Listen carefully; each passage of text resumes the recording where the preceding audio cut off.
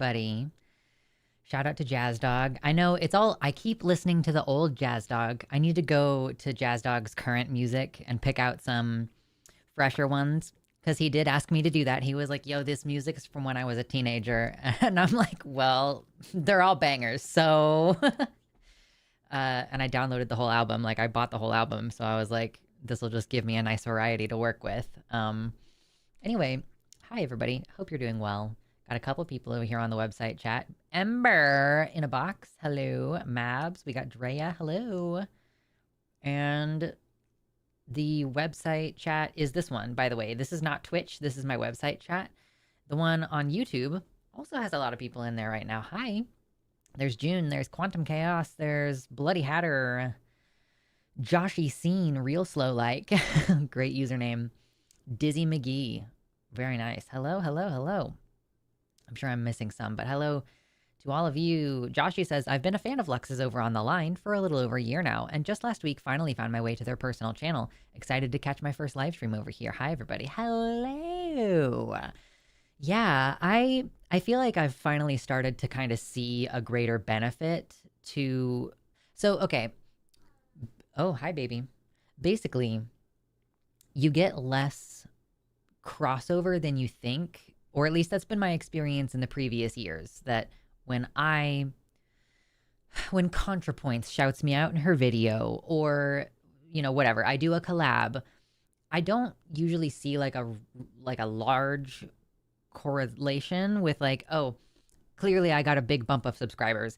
Now, it does happen a little, like, okay, ContraPoints shouted me out. Yes, there was a bump. However, it was less than you would have imagined, considering the difference in our platform size, you know? But anyway, so yeah, I feel like I'm starting to kind of see like an ongoing benefit in that way, where the numbers are going up in a way that they don't usually, especially if I didn't post for several weeks there. Any videos, obviously we still live streamed, but I didn't post any videos, and I usually have a correlation between not posting videos and losing subscribers. Hi, Methy. I'm fashionably late. Too busy slaying. Girl. Yeah. I'm so tired, you guys. Hello, Christina. Hello, Zach. Welcome in. Hi, everybody.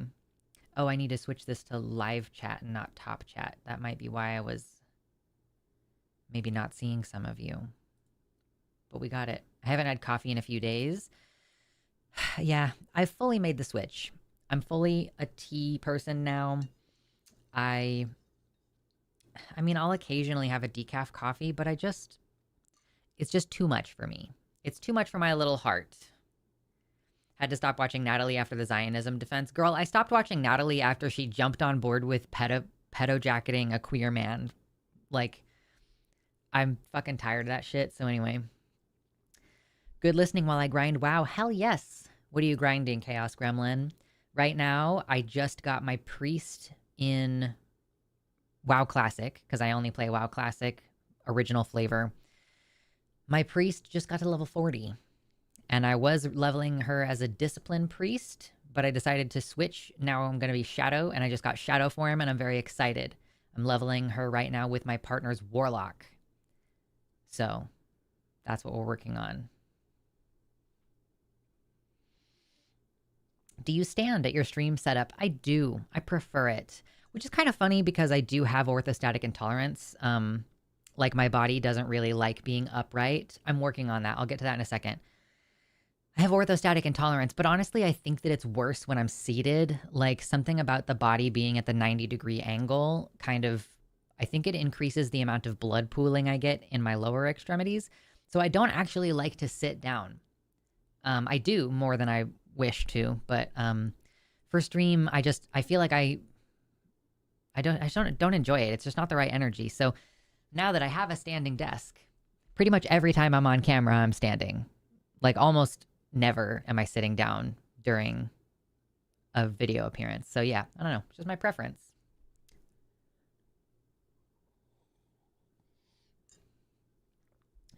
True. Yeah, I'm flabbergasted that WoW still exists. As someone who has never played WoW, it's impressive the game has survived for 20 friggin' years.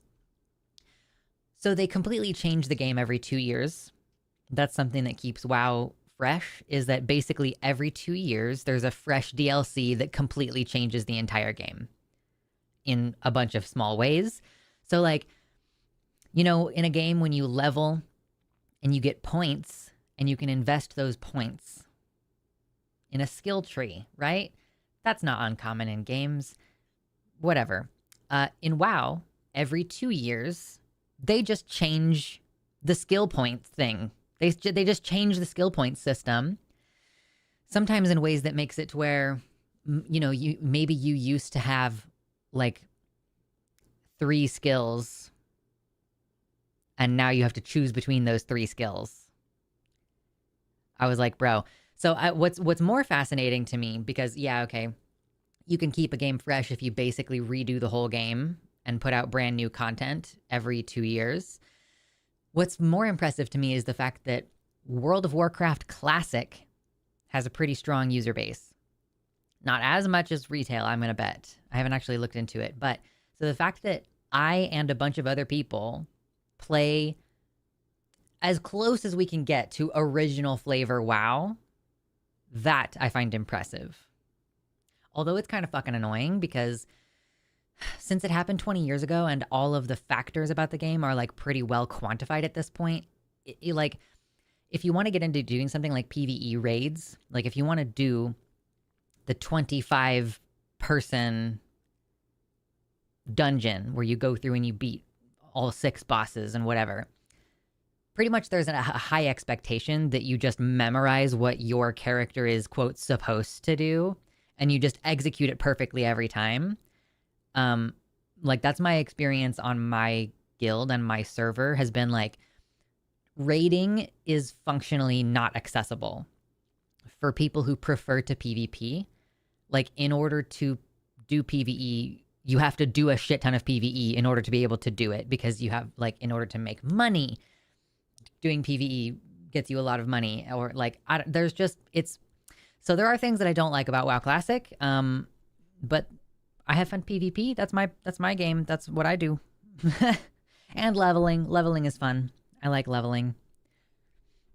I like feeling like I need to earn my way to the next zone, which is another reason why I don't like retail WoW, because recently in retail WoW, they changed it, like in the up-to-date version of the game, quote unquote. They changed everything to where instead of it being like, okay, this zone is for level 1 to 10, the next zone is for level 10 to 15. And then you might have a zone that's like 15 to 30, and then another zone that's like 18 to 30. And so there's like different places and you kind of have to earn your way to them. But then in the new WoW, they changed it to where everything just scales to the, sorry, I just spat. Everything scales to the level of difficulty of your level. So they kind of removed all of the fun of leveling for me, where I'm like, oh man, I can't wait to earn my way to that zone that I'm really looking forward to. And like the fact that I earned it is part of what I enjoy and the part of the nostalgia of it. And so yeah, it just sucks. And it also means that you can't do the thing where you challenge yourself and go to a zone that's like much, much higher level, or not much, but stretch it and see like, ooh, these quests are a little bit past my ability, but I'm going to try to do them anyway with this, and like utilize all my skills and everything. It just sucks. I think the newest version of the game is just easy. And I'm sorry if anybody here doesn't give a shit about this. I haven't been sleeping well, so I'm going to talk about absolutely inane bullshit today. It's been cold, and I guess like I tried to talk to my partner about it earlier. I think the conversation was not really salubrious because he is at work, but like I'm under the impression that he is a person who overheats a lot at night. So I've been like reluctant to turn on our heater, and we always sleep with a fan at night. But last night and like recently, I've been like cold at nighttime, and I'm under the blankets and stuff. So I haven't been sleeping well because of that. And also, I don't know what the problem is. I think I have either sleep apnea, or I can't breathe through my nose because I have a deviated septum. Or maybe it's that I'm having adrenaline dumps in the middle of the night and I get air hungry and like I wake up sputtering and like choking because I'm not breathing. So I don't know what the problem is, but this is like a sick combination of things that's been keeping me from sleeping very well. Where, yeah, like this week, I woke up in the morning going like I was not breathing. So don't know what the fuck the deal is with that. Which I guess means the decision is being made for me. I think I have to get health insurance this year. I think your boy is about to start paying $700 a month for health insurance. Just in time. I start making more money, and then immediately the demands increase.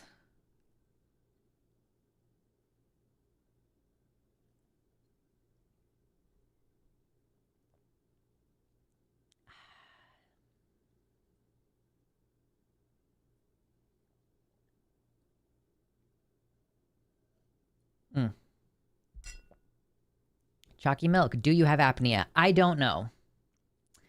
I have not gotten tested. So, like, basically, I think this, I made a list actually of like, hold on.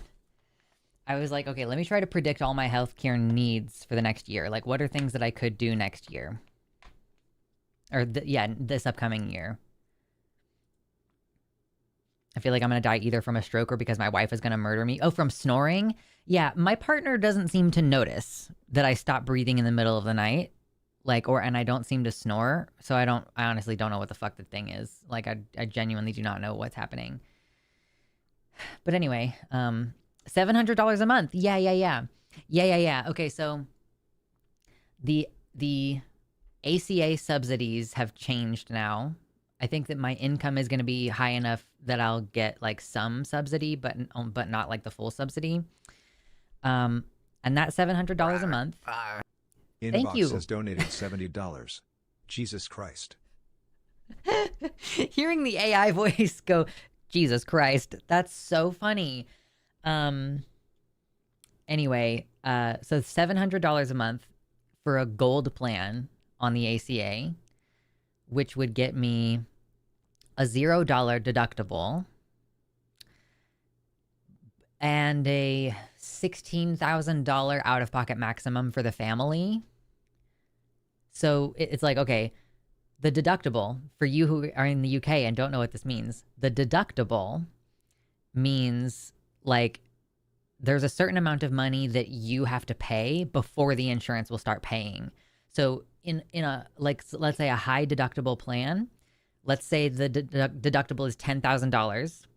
So you pay usually less of a premium for those kind of plans. So let's say you're paying $200 a month for health insurance with a high deductible of $10,000. And you, honestly, $10,000 isn't even that high of a deductible. The highest one that I saw was like $18,000. So $18,000 deductible for let's say, or $100 or $200 a month, the premium that you're paying just to have insurance, the subscription that you're paying to have a relationship with an insurance company. Okay.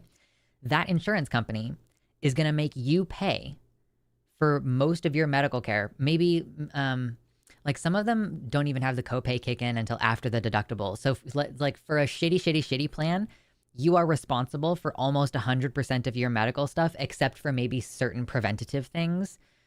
But like a preventative doctor's appointment can turn into an appointment that they charge you for if you ask the doctor about a specific thing, or if they look at a specific thing. Like if it becomes diagnostic, then it might not be counted as preventative anymore, right? So you are responsible for like 100% of your medical costs until $18,000 have been spent of your own money. And then the insurance will start paying the agreed upon copay, which usually is like, okay, maybe you pay $20 for the primary care visit and the insurance covers all the rest of it, right? So I would be paying $700 a month for myself and my younger sibling to have a gold plan health insurance with a $0 deductible, meaning that the insurance actually fucking works from the day you receive it, instead of you having to pay $10,000 before the insurance literally covers fucking anything except for like maybe some of your prescriptions and maybe some of your preventative care. So anyway, that's the deal. That's the raw deal. And if you go on Reddit, numerous different subreddits are all having conversations about this where people are like, my plan is going up 500% for the same coverage. Or even I've seen people's like premiums going up by 100% or more. And also their coverage is going down. So like certain things that in last year they were paying less money, and it's like, this costs $0, this costs $0. And then this year it's like, this kind of visit is now $20 instead of $0, and you're paying double your monthly premium. Like, I don't know, Quantum Chaos. I don't know. I don't know. I don't know. I don't know the answer to that question. I could not possibly tell you the answer because I feel like a person who's going to go crazy. But I'm not going to. It's just like when you contemplate that reality, and like it would be worth it. Like, okay, I want to describe this to you too. Okay, come here. Listen, come here. Based on my experience, I'm 31 years old and I've been getting healthcare usually at a sliding scale clinic. I can't do that anymore because that's too expensive. So if I were to be paying full price for these services, even at a sliding scale clinic, if I pay full price for these services, here's the stuff that I need done this year. I need vaccines. The COVID vaccine right now is $200. I also need the flu vaccine. I'm just ballparking that that's going to be another $100. I don't actually know. That's just me ballparking. So I put $300 for vaccines this year. I want to get my birth control situation figured out. I ballparked $300 just for like visits and prescriptions for a year because I need to get on a prescription to handle my bleeding. I would like to get a septoplasty, which is I need my nose to be surgically fixed. Oh, by the way, I didn't add this $70. Let me do that real quick while I'm thinking about it. Thank you so much, in a box. That was very generous. $70 dono. That means we're only $30 away from opening up the treasure chest, which is over there, just off screen. Thank you very much. That's quite generous. Okay, let me get back to my story.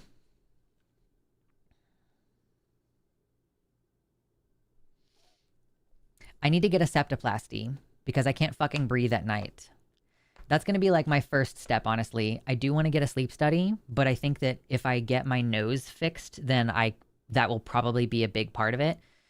And then at least I can rule that out. It's like, I can't breathe during the day either. It's a problem during the day. I get air hungry, like standing here talking, or even when I'm sitting down, I'll be like I feel like I am not getting enough air. And I think it's because I can't fucking breathe. So I'm going to try to fix that. Septoplasty, I just put down $10,000 as my ballpark estimation because that's like in the middle of the range of what the surgery itself might cost. And then just also considering any like office visits and prescriptions or anything that I might have in relation to that. I just said ballpark $10,000. That's my assumption. This is what I would be paying without insurance.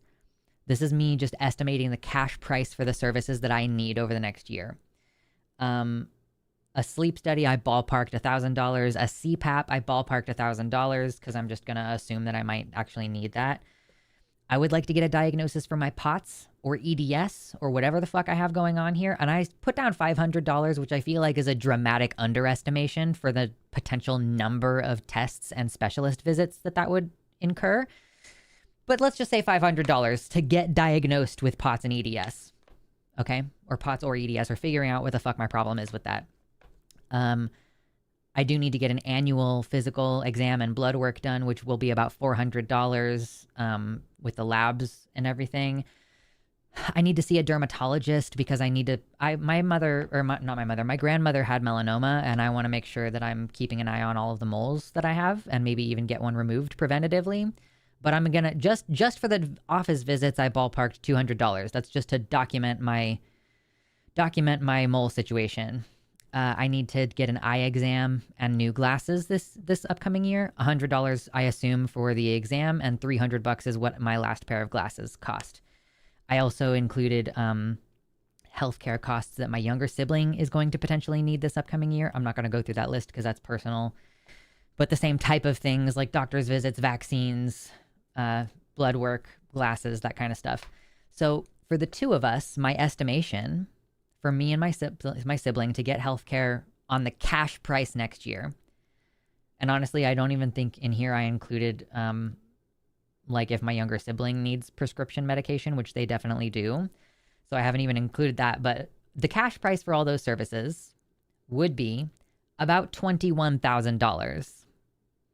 And that's just, I'm ballpark. I'm sure I overestimated some things and probably dramatically underestimated some other things. So ballpark $21,000, which for your frame of reference, like in the past couple of years, I've typically been making about $18,000. Me personally, $18,000 off of Patreon and stuff like that. This year, I'm expecting it to be significantly higher because I'm working with the line now and my paychecks are pretty fucking fat. So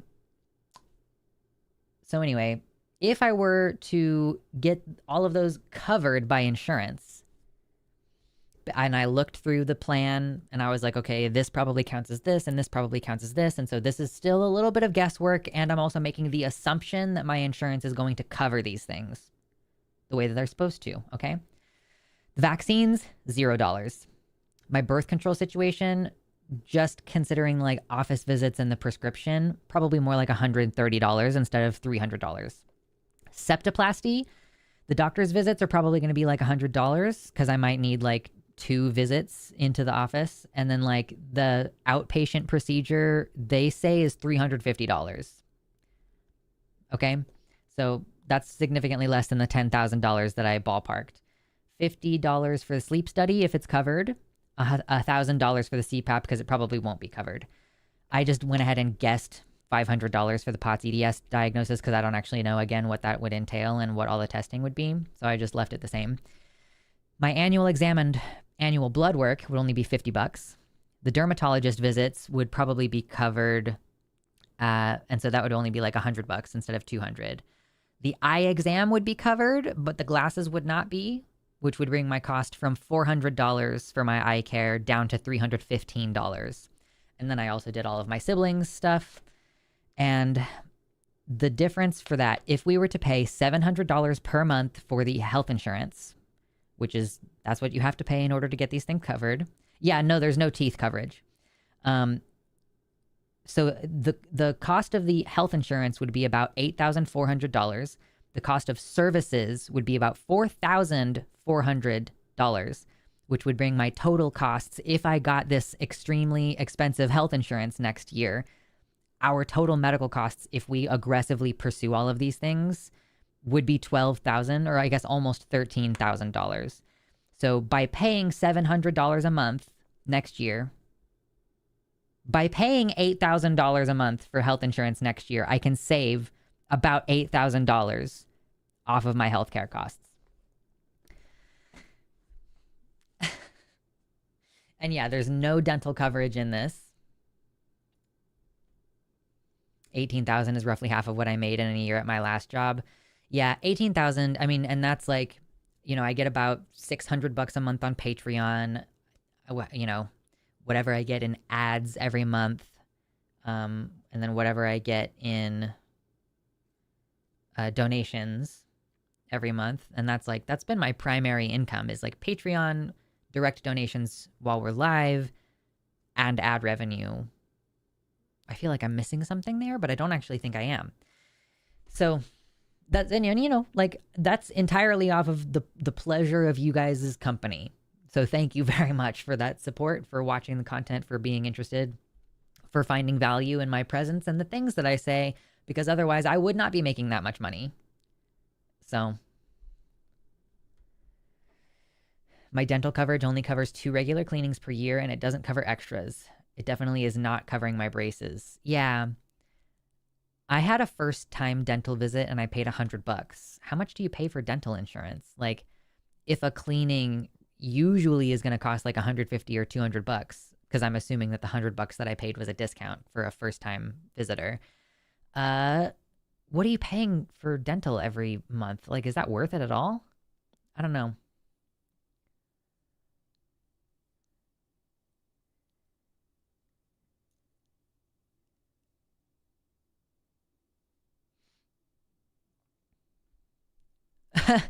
I knew it was bad, but like for the basic things too, I swear every day I am shocked when I learn more about healthcare in USA. Yeah, Chaos Gremlin. So I know a family who's going to move to France at the end of this year. from Texas. Jesus Christ. They're moving from Texas to France. Good for them. And like, here's something that I knew about Europe, but I didn't really know about Europe. I knew that your food is allegedly better quality because I've heard the stories of people being like, yeah, I moved from the US to the UK and I lost weight even though my diet and exercise situation didn't change, or the opposite way around, where people are visiting the US for a few months and they're like, oh my God, I gained so much weight and I didn't change my diet or exercise at all. And then they lose it when they go back home to Europe. So I've known about that phenomenon for a long time. But what I didn't know, which my friend told me about, or like was talking about, that the food in France, at least, is also like less expensive. So you pay what feels like cheap food prices, like, you know, like 99 cents for a baguette, or, you know, whatever the equivalent in France money is. You know what I mean? You know what I'm trying to say? Less than $1 for a baguette that is the same quality that you would get here in the United States at like a Whole Foods or other like bougie organic products type store. So it's like, not only is the food apparently better in Europe, but it also costs less for the highest, for what we consider to be like, oh my God, that's like the highest quality whole grain, whatever food. Euros. Yeah. Is France just euros? It's not like Britain always kept the pound. I guess that, man, Brexit has just been like, you've been able to see it the whole time. Like, why would they maintain the British pound? If they didn't ever plan on leaving the European Union, whatever.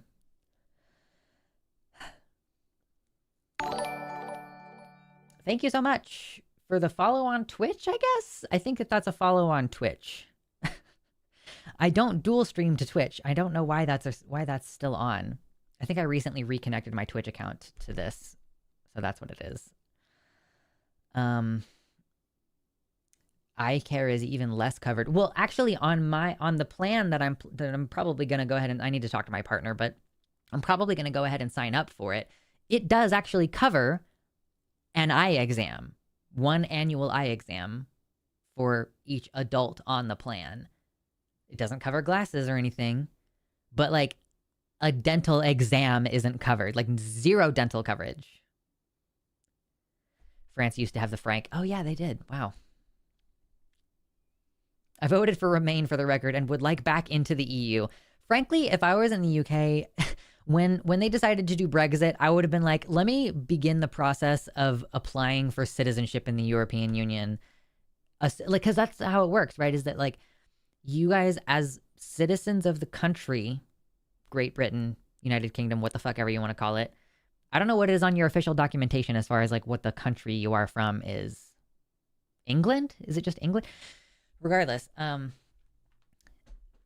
by virtue of being an English citizen, you were also a European Union citizen, right? And then like exiting the European Union means that you are no longer a citizen of the European Union. Could you then apply though? Could you be like, I would like to apply to be a citizen of the European Union? Or would you have to apply for citizenship like specifically in France or something? Teeth are luxury bones, exactly.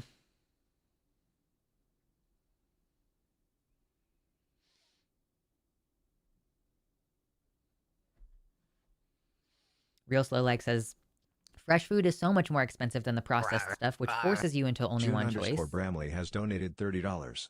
So anyway, have some cash. And what's in the box? Thank you so much, June. June Bramley with the $30 dono. Thank you so much. Well, let's find out, shall we? So, okay.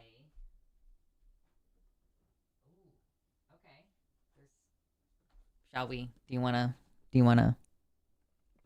Okay. What the? Something heavy in there. Okay. What good is an eye exam without glasses? Well, I mean, getting the prescription, like the doctor giving you the prescription, because that's, I mean, like, you know, I paid like about $400 last year when I paid for the eye exam and for my glasses, or my partner ended up buying the glasses actually. So $400 down to $315 is not nothing, right? Okay, I'm gonna try not to get eaten. Oh, hey! Oh, we haven't seen this in a little while. Oh, oh, oh. Okay, hold on. Wait, so first there's a sticker. Look at the sticker. Oh, isn't that so funny? It's like it's a big one and a little one, just like there's a big one and a little one.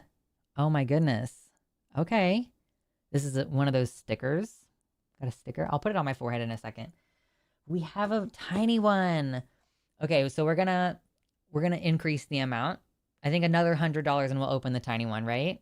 Another 100 and we'll open the tiny one. I'll change it in a second. I'll fix it in a second. Don't. Nothing's wrong.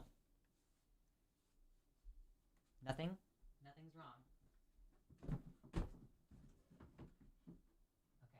I'm just gonna put the little one on top there. You can't see it at all because my microphone's in the way, but yeah, the mimic, I guess the mimic, wait, no, there's no mimic. It's not given birth. It's just somebody snuck a little baby chest inside my regular size chest. See? Nothing is wrong. Bro, my forehead is oily. This is not going to stay very long. Thank you so much. Oh my gosh. So generous today. Yes, Mr. Baby? Do you want me to pick you up and show you to the world? The baby treasure chest. Okay. Come back. Chat, I need you. I need you. From the weight of it, I think the second box contains a block of tungsten. Yeah, true. Origami nesting doll. True. Come here, Mr. Baby. Hey. Yeah? Come here. Oh, come here, Mr. Baby. He's a good boy. Look at him. See? Hi. Oh, thank you. Thank you. That's so sweet. Thank you. That is very sweet of you.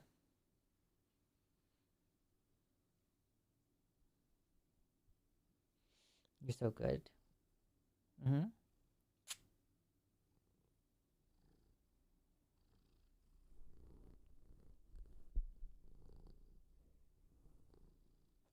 What a good baby.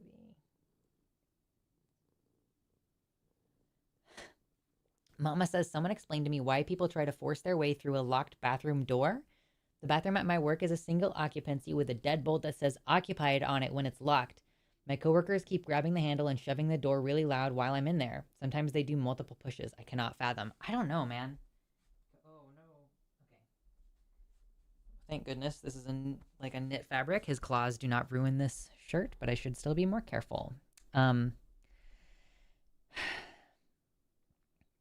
Yeah, that's weird. It's like, what do they think if they are locked out of it? Like, if the thing is occupied and the deadbolt is locked and there's nobody inside, like, are they gonna break through the door? Like, what do they think is like? What is their estimation of their own ability and intent in this in this dynamic?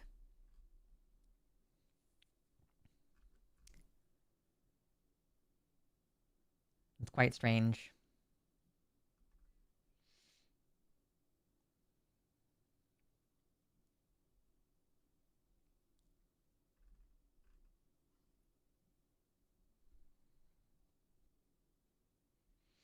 Perverts or a-holes for the bathroom thing? Yeah, presumably. Drink more water, OMG.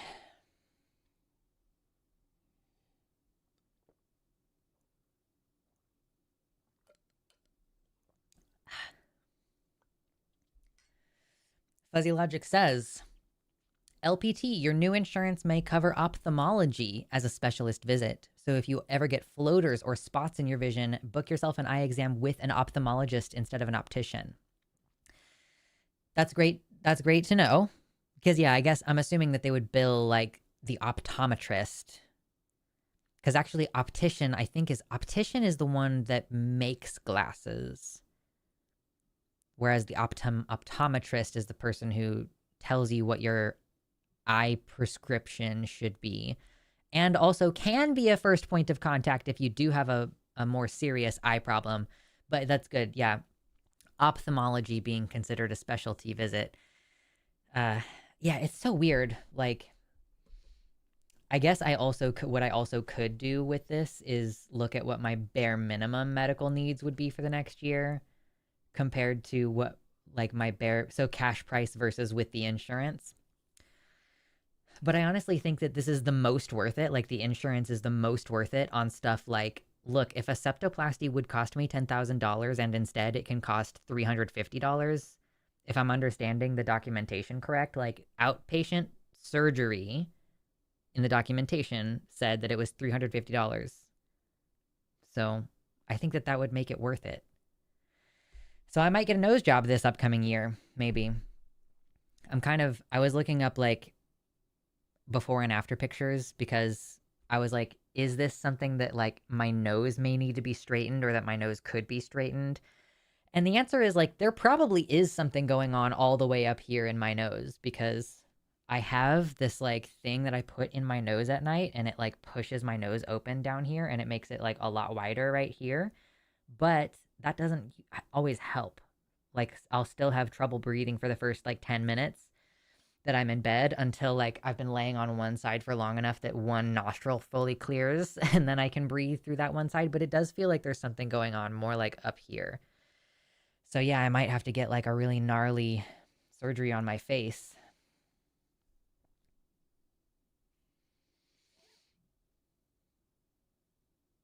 It becomes a problem when your floaters become galoshes. Yeah, no kidding.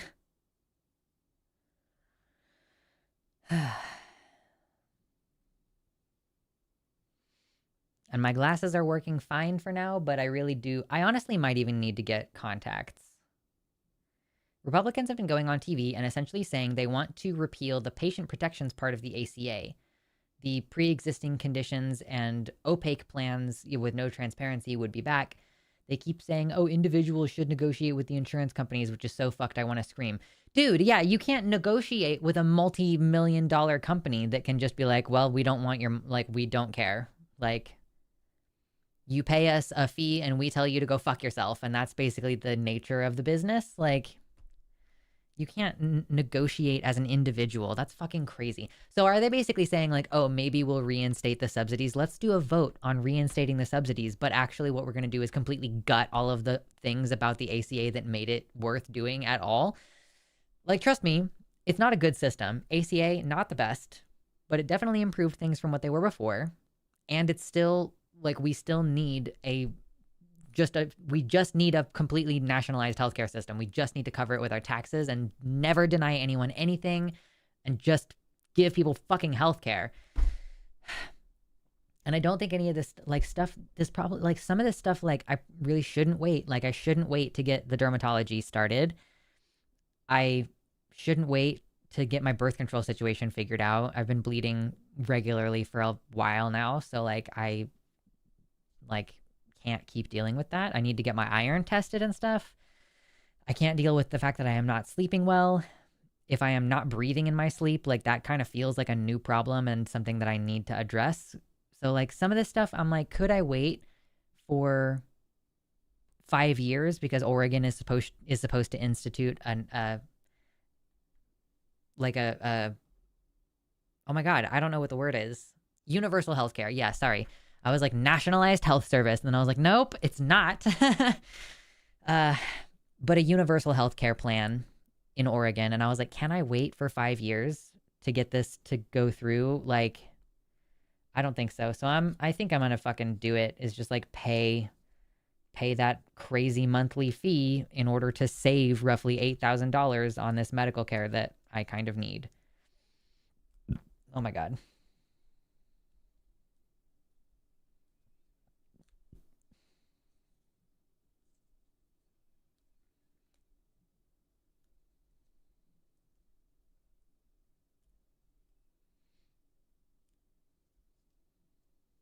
No one knows what's in the heart of the nose, but the shadow knows.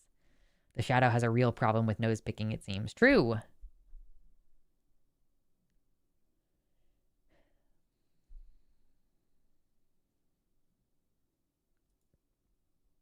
Maxwell, are you talking about like the US government being in debt to other countries or something?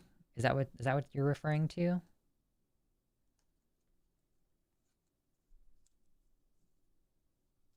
Bloody Hatter says, yesterday I got honeyed, cutied, mammed, and ladied while out yesterday. It was kind of awesome and wanted to share. Hey, congrats. That's got to feel really good. Getting like correct. I'm assuming you got correctly. There's no guarantee of the Oregon plan going through. Well, no, there's no guarantee, but it's like we have the ability to push it through, even if the legislative branch doesn't decide to draft a law. Because right now what they're doing is like there is a team, a committee making a comprehensive plan for how we would fund the universal health care. So they're going to publish those findings next year. And then at that point, basically either the legislation will be drafted by the legislative branch, or the legislative branch will kick it back to a vote, a ballot initiative, and then the people will vote on whether or not to do it. Or if the legislative party is like, nah, we don't want to do it, we can petition for a ballot initiative. So kind of no matter what, we do have the ability to make universal health care happen in Oregon, and we have the political willpower to make it happen from the constituency, even if the legislation doesn't get drafted without prompting. But like, even on the worst timeline, we can have that ballot initiative,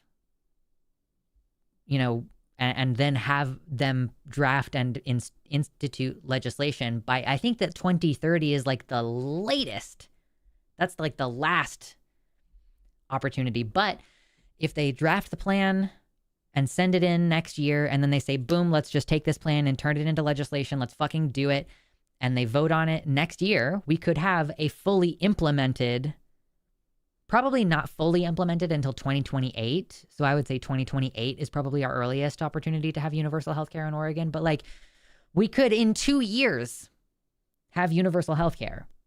And on a bad timeline, we have universal healthcare in 5 years. So yeah, I mean, that's my understanding of how this is going to go down. What's the word for nationalization at a state level? Statalization? Statify? Yeah, I don't know. I guess you would just say statewide universal health care. I'm not sure.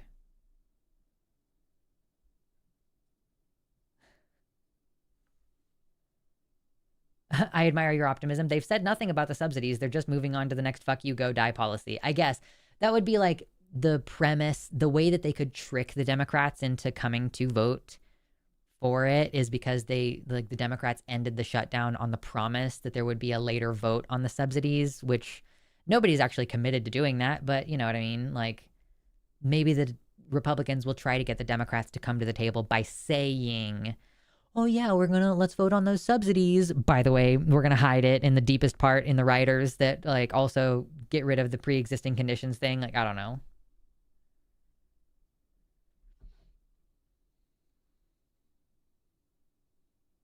I'm non-binary but was presenting femme and it felt good. Hey, good. I'm glad.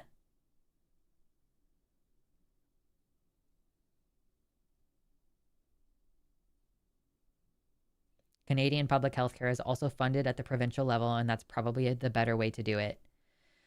I think that there are flaws in the system of a nationalized healthcare system that I think can be potentially mitigated by managing it at a smaller provincial or state level. But the big, like, mainly because I'm like, okay, it's not cool that in the UK they have a national healthcare system. And so basically in the entire country, which again, it's like a small country, but still through the entire country, they can just say, hey, fuck you, we're not doing trans healthcare anymore. And you just don't have any recourse. So that's a weakness of a national health system, in my opinion, that, yeah, like I said, could be mitigated somewhat. But if it's state by state, like Medicaid expansion was state by state. And so I moved from Kansas, which is like a fuck you state, where disabled adults don't have access to Medicaid. Like, I'm pretty sure, I mean, maybe it's like if you get on Social Security, but sorry, it wasn't expanded to low income adults is what I was thinking of. So it didn't matter how low your income was, you did not qualify for Medicaid in Kansas. They were just like, nope, we're not doing it. So that's one weakness of doing it by province or by state, is that they could just randomly decide, like, yeah, our state doesn't fund those abortions or trans healthcare or whatever. And then you're like, you're just fucked, in the same way that everybody in the UK is just fucked on trans healthcare. I put my phone in my pocket and came back to a chicken sticker on Luxander's forehead. Quality content. It's 2 chickens. You see? It's a chicken and a baby. Just like the treasure chest had a miniature treasure chest on the inside of it.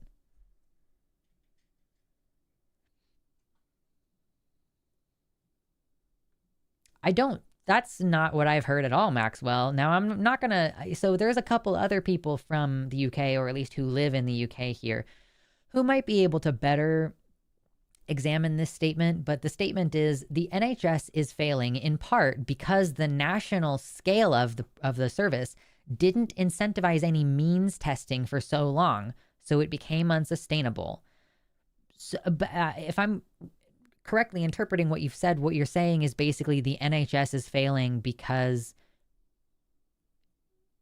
everybody gets the National Health Service, and like only poor people should get the health. Like there needs to be means testing to make sure that only people who need free healthcare can get free healthcare, and people who can afford to pay for it should be paying for it privately. Is that what you mean? Because that seems insane. The NHS is failing because the funding has been repeatedly gutted, and because the conservative-leaning government wants to privatize the healthcare so that there can be a private market middleman insurance situation that can make them and their friends money.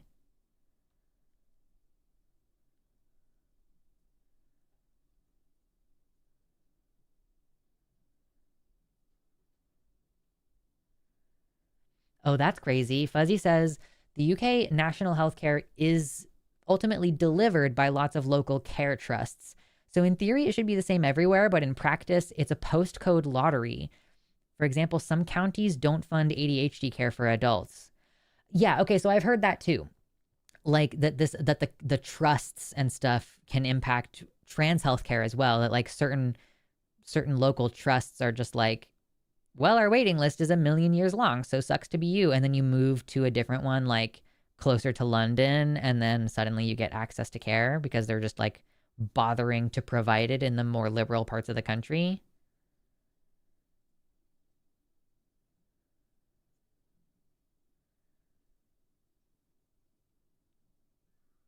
Means testing, as in making reasonable trade-offs to cover as much as possible, as opposed to just printing money to fund the system as a whole. Don't know what the fuck that means. Gayfesh says means testing services literally makes it cost more. Yeah, it just seems like any additional barriers you place, like, or maybe he's just using means testing in a completely different way that we use it politically when we're talking about stuff in the United States. Like, I don't know. Mama points out that everyone being in the same risk pool is literally what makes healthcare costs cheaper. With a marginal tax rate, meaning the rich pay more, that means poor people get access to better healthcare. Yes, that's my understanding. In a Box, who is in the UK, claims that the NHS is failing because 15 years of Tory austerity policy has sold off the assets to the private sector. That's what my understanding was.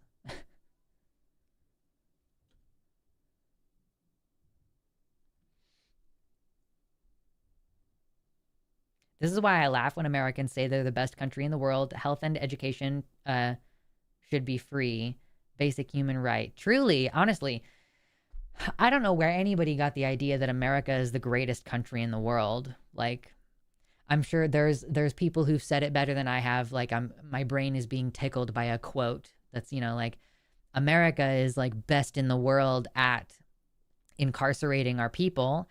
America is best in the world at letting mothers die during pregnancy and childbirth.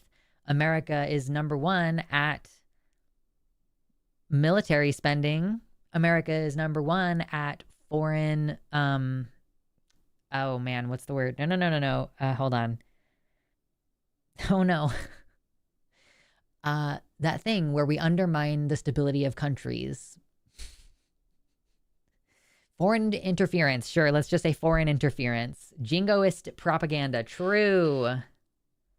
Not even the greatest country on the continent, really. Like, I wonder if, like, Mexico or Canada...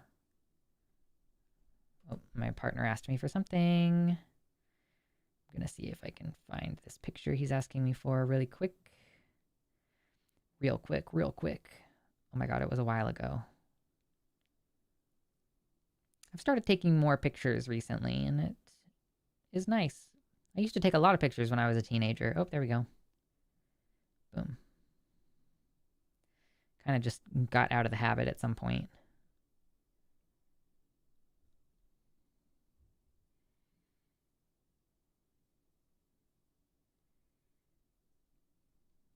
Yeah.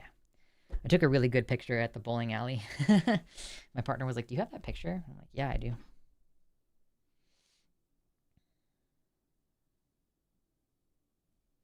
Means testing was the wrong term. Maxwell says I should have said rationing.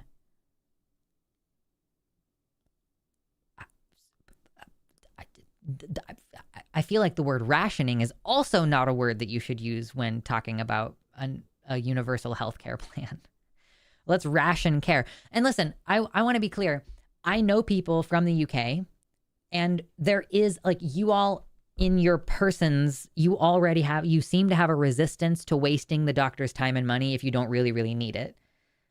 It's not like because you guys can't afford it or anything.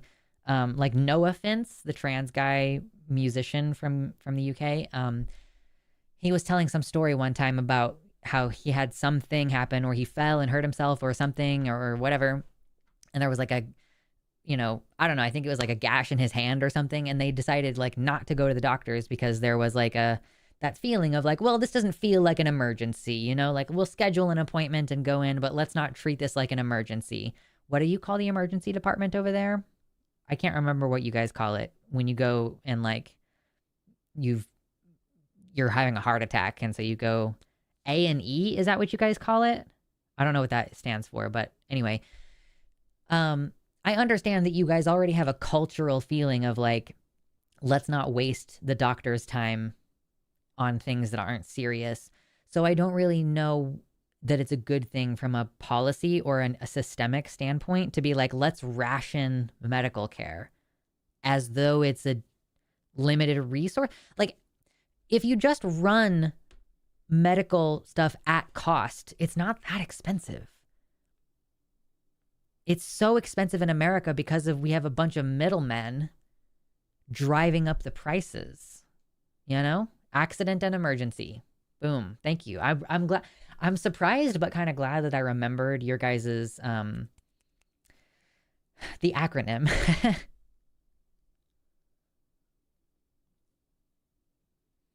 Fucking true. America is what you get when you start talking about rationing. Dude, the term rationing fits right in with austerity politics, which is what you call it over there, right? Like, austerity politics is the reason why that fucking apartment building burned down a few years ago. Like, the austerity politics of not properly funding public housing, of not, regularly conducting inspections to make sure that the units are safe, not appropriately updating the units to deal with changing weather conditions so that, it's like easier for fires to start because the buildings are way fucking hotter than they should be. Like, austerity politics is what rationing is, and austerity politics has gotten your country into a garbage place. I don't know a lot about your country, but I do know that much, and that's from people in your country talking about it. You named yours after the sound you make when you can't remember what it's called. The It's so funny because you guys pronounce R's differently than we do. So for us, we say and you guys go but for you, you're saying like You're like Now I'm just making fun of British people.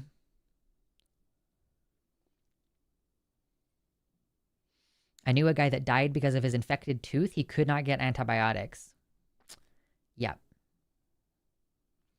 And also, I will say, a criticism of the National Health Service, even in the best of times, doesn't cover dental care.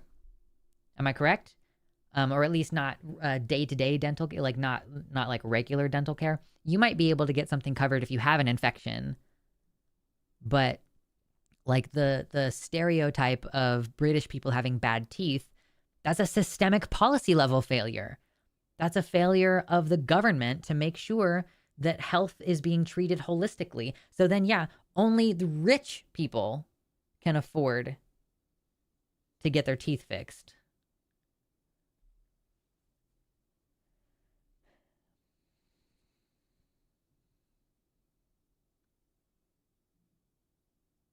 Middlemen in America have driven up prices for sure, but the biggest single driver of the cost in America has been doctors' salaries. The HMO system did nothing to control them. Where are you from to be such an expert on healthcare in both the National Health Service and the American situation? Where are you from?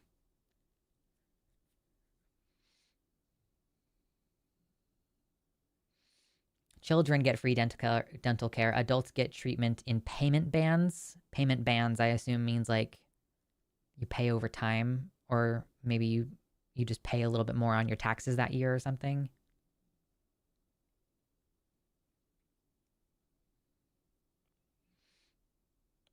Medicare for all now would cost a fortune because okay, you're right. Okay, but like the thing is that we would be paying like half as much money. Like, sure, we might still be paying more than a country that's had nationalized healthcare for a long time, but and like also there's other ways to address the inflated salaries. I'm sure that if we did a national health system, we would probably standardize to some degree the salaries, and that might mean a decrease in salaries. But guess what? It also means that they are paying less. The doctors themselves are paying less. And we probably should also, at the same time, make secondary education free, because a lot of the reason why these doctors need to have such large paychecks is because they're paying off hundreds of thousands of dollars in debt. So like, I just feel like let's not pretend like it's not possible, you know? Like the more you go like, well, here's a reason why it wouldn't work, and here's another reason why it wouldn't work, as though all the reasons that you're saying why it wouldn't work don't have a fucking solution, that like you're willing to throw your hands up over like every single potential roadblock instead of being like, how can we build a bridge over or build a road around this roadblock? I don't know, man. I can't fucking help you. Your utter failure of imagination is okay. I'm expanding this out to not just Maxwell, because I really find this problem to be difficult across a number of different areas. A lot of different areas of conversation and policy and politics. The failure of imagination is what makes me actively disdainful of people. Like, the idea that like we can't possibly imagine a solution, you know, this whole thing with anarchists and socialists where people are like, well, how would you address the global access to insulin or whatever? And I'm like, I don't fucking know. A lot of people would put their heads together to come up with a solution, I'm sure. But it's like, you know, your failure to imagine, like I could come up with like 5 different possible at multiple different points in the production to delivery pipeline of insulin. I could probably come up with like 5 things that would make it work in a socialist or anarchist setup. But like other people's failure to imagine a solution to the problem is not my fault.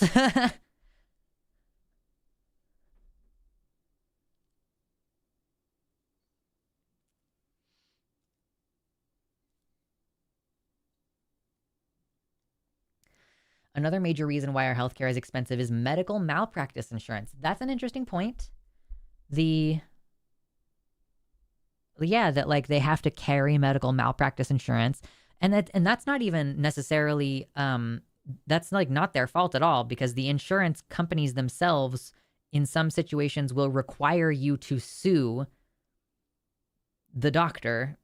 That's where the whole story came from of like this auntie sued her nephew for breaking her wrist because he was so excited to see her and he hugged her and knocked her down and she broke her wrist. Isn't she so evil? That's not the story. The story is that her health insurance required her to sue him because they wouldn't cover it. They wouldn't cover her like healthcare for getting her wrist broken. Or they wouldn't cover it unless she sued and tried to get him and his like house insurance. It was like the homeowner's insurance or something for the parents' house. Hey.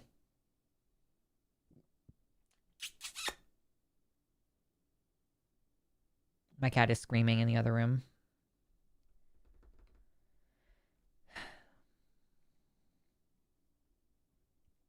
Okay, Maxwell says, I definitely don't think it's impossible to find a solution, but you need to know what the whole problem is first, that's all. And I don't have a solution at the moment.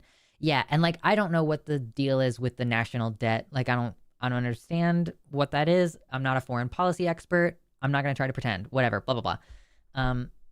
And like maybe we do just need to do it state by state at first at least. And then hopefully the problem with this is that like if it's only state by state, then again, you're running into the issue of like, what if the provider that I need to see is in a different state, you know? So I would hope that, I mean, fuck. Every time this comes up, I just default back to like, well, probably Washington, Oregon, and California will build a coalition and work together on this. But like, if I get universal healthcare in Oregon, and let's say I want bottom surgery, which I do, they do have providers here. But I really liked a provider that's based out of, I think, California. I think I want to say it was San Francisco. So, you know, do I just not get to go to the surgeon that I want to go to because it's in a different state and, you know, one state has private insurance and one state has universal? Will the universal coverage pay? Will they negotiate a price with the provider in California? I'm assuming at this point that I'm probably just going to be stuck going to OHSU if I ever do get bottom surgery, which is not terrible. You know, there's providers here and they also work with hand surgeons to give you the optimum results. Like that was the reason why I wanted to go to the Bunk Clinic at first, is because they have like a hand surgeon who helps with the process. And trust me, if they're taking a chunk of skin off of your arm and also the layer of fat and some nerves and stuff from inside there, I want there to be a hand expert to make sure I can still use my hand afterwards, or to increase the likelihood that I can still use my hand afterwards.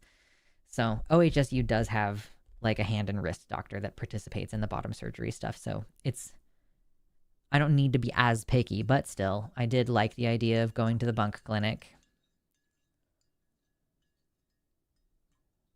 In Canada, you can get referrals to specialists between provinces. Because, for example, the best vaginoplasty surgeons used to all be in Quebec. Okay, cool. So yeah, if we could get that kind of system here, that would be ideal. Also, OHSU is one of the top trans medical centers in the U.S. I mean, listen, the Bunk Clinic is also a top medical center in the U.S., especially like specifically for bottom surgery. I think that it's specifically a surgical center, but yeah.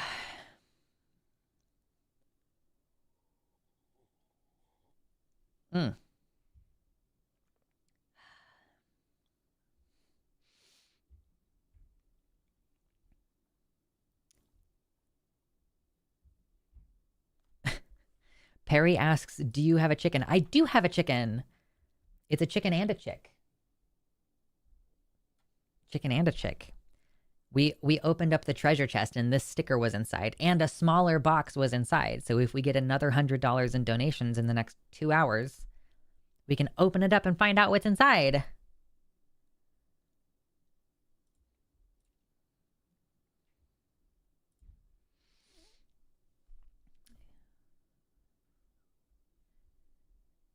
Lindy says, the United States dollar being sold on the stock market has something to do with our debt. It's the global currency, so people and countries buy it for a safe option to park money.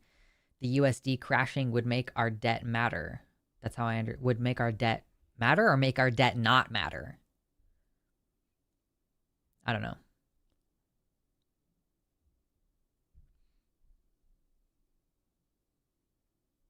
The issue is that the wait lists for NHS dentists are usually crazy long. So if you have a dental emergency, you can't always wait to see one. So then you have to go to a private dentist and that costs more. Okay, that makes sense. Drea says, if I ever became president, I would immediately declare that insurance companies are a clear and present danger to the survival of the states. True, like literally. Do you know how much it fucks up our economy that people have to pay huge amounts of money into this bullshit system? Like the fact that, like, this is the death of small business in this country. People can't own, operate, or support small businesses if they're paying fucking $20,000 a year on healthcare costs. And even the $12,000 that I think I will spend next year, roughly like $13,000 is my guesstimate if I get all of the healthcare that I need next year and under health insurance, and it's all covered and I don't have to argue anything, and I can fucking do it all in the 12 months of next year. That's $12,000 that I could have put toward my fucking down payment for a house, you know? Like, and I'm still paying crazy taxes and not getting any good services out of it.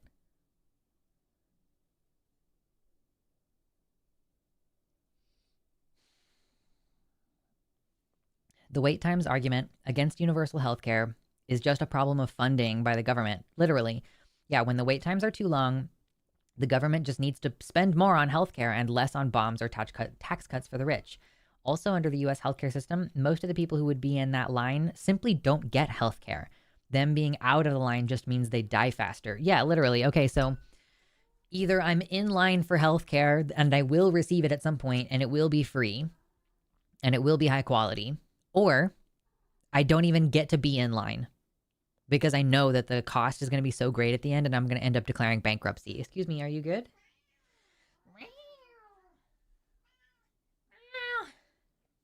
Hi. Are you loud? Now that you're up here, you're not being loud anymore?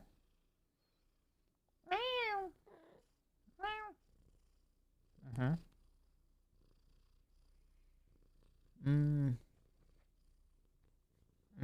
Baby. Also, if you didn't know, I just posted a video this week. I posted a video on the main channel today, yesterday, and that video is doing okay. I posted a part of a call with some analysis on the topic of abortion, which was fun. It was nice to get to cut my chops on the abortion topic a little bit. So I posted that video today, or yesterday, if you haven't seen it.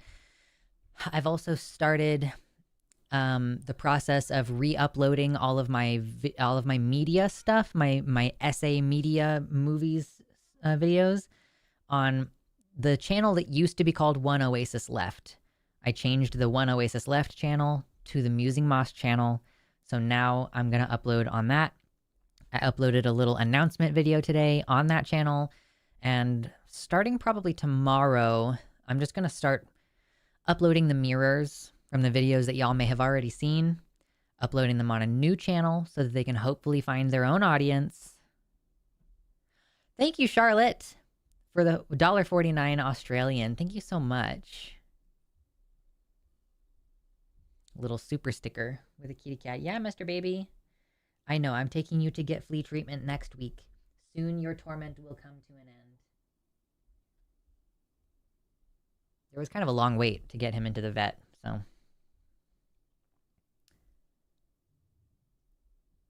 Can we send in ICE and deport insurance bigwigs instead of farm workers? Fucking true.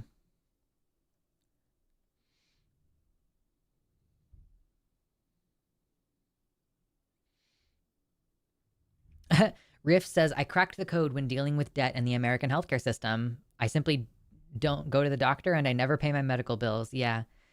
So actually, I think I discovered something, at least at the community healthcare centers that I go to, the annual ones that, or not the annual ones, Jesus Christ, the ones where you go and you get a sliding scale. I was like a patient at one, and I would go, there were a couple times this happened where I would go like 10 months without getting any medical care. And during that time would be New Year's. And then the next time I got healthcare, I would get the bill that says, here's the total that you owe our office. And it almost never had any of the previous costs still on there. And nobody ever contacted me, and I would not continue to get statements for previous amounts honestly, I think a lot of these places just write it off on their taxes at the end of the year or something. Like, and I haven't gotten contacted by like collections that I know of. So it's not like they were taking my, $200 of debt at the end of that year and selling it to a collections. I don't know where the fuck that debt went. It's weird and kind of upsetting that apparently they can just make your debt go away and then you don't ever have to think about it, and neither does anybody else. And so what was the point of charging me in the first place, frankly?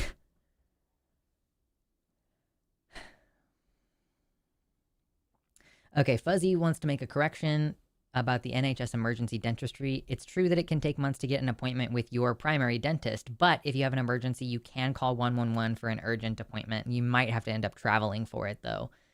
Fair enough. Yeah, understand that.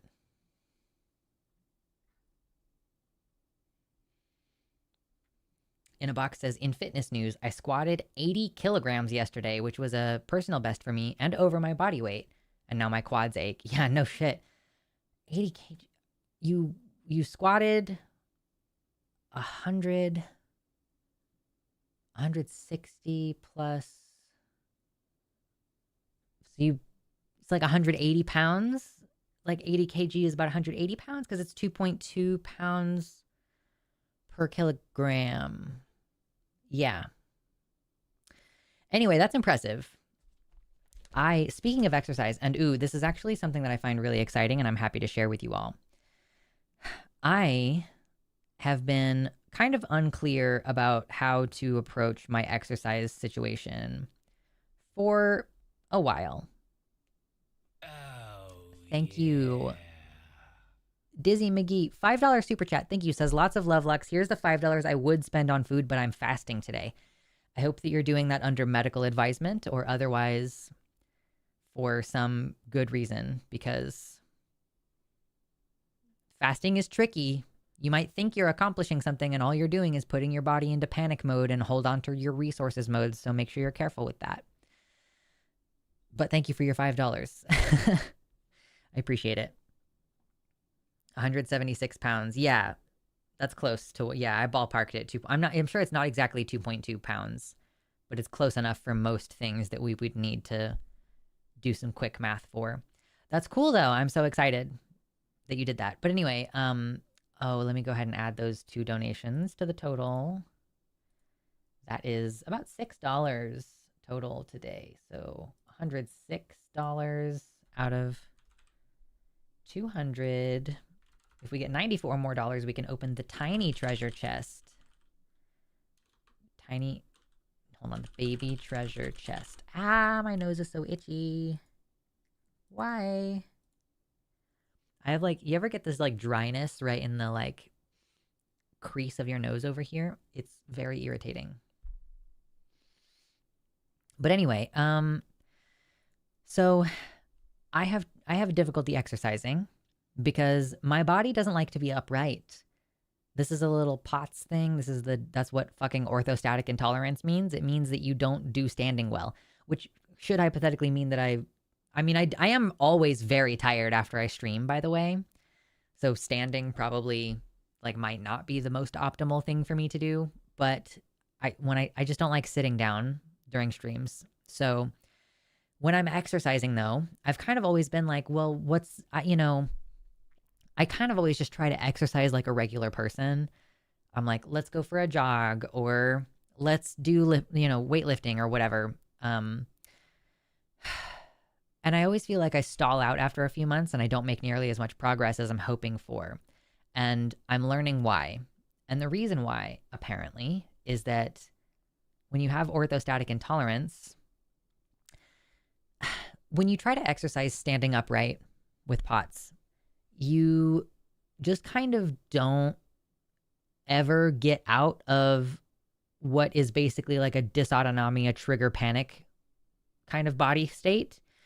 So instead of being in a body state where your body's yeah, let's build some muscle. Yeah, let's fucking do it. Your body instead is we're going to crash for several days.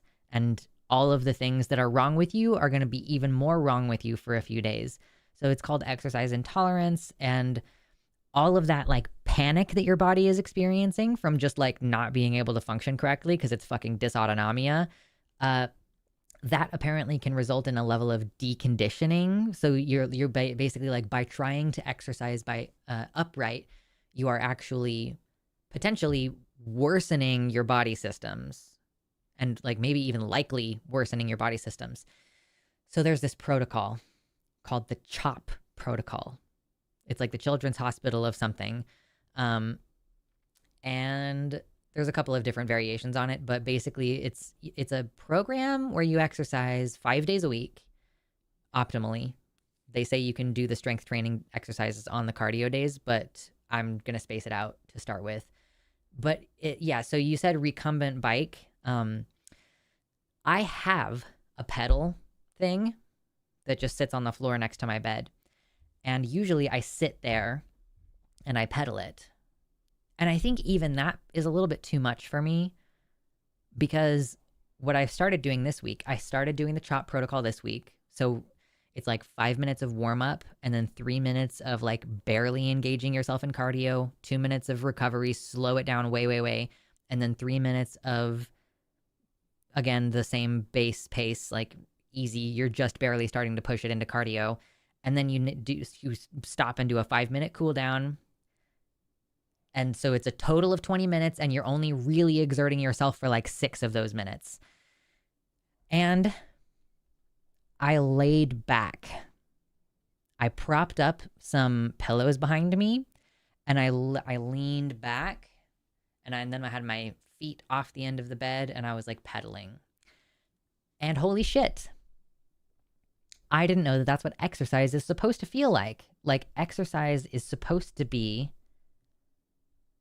like challenging, but it shouldn't make your body go into panic mode, right? And I guess I never even understood that my body was doing a panic thing, and it was just like not functioning very well, and like my heart was beating really hard and had a really hard time going back to a regular pace. So yeah, I've now started doing recumbent bike, actually literally almost laying flat, like laying back, laying down. And I did some strength training yesterday, and it was all on the floor. Like, I did glute bridges. I did some like leg raises out to the side. Like, I laid down on the floor and just like lifted my leg up and out that way. And I think I was going to do a third exercise, but by then I had taken like a lot of breaks and stuff that were necessary to let my body kind of calm back down.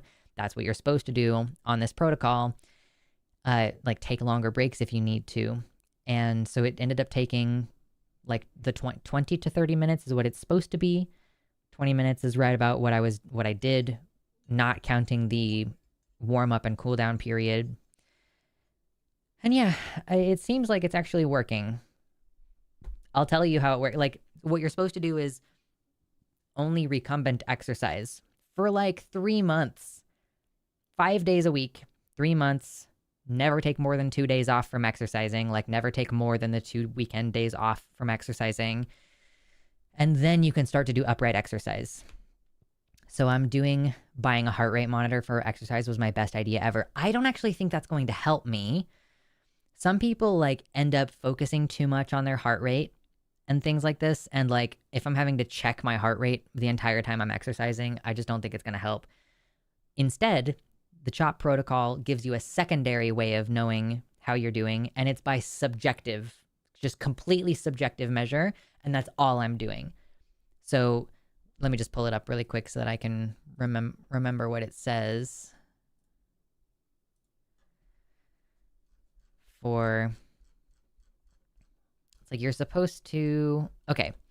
So the perceived rate of exertion, or RPE, the rating of perceived exertion. So instead of buying another one of these fucking heart monitors and just having it die on me,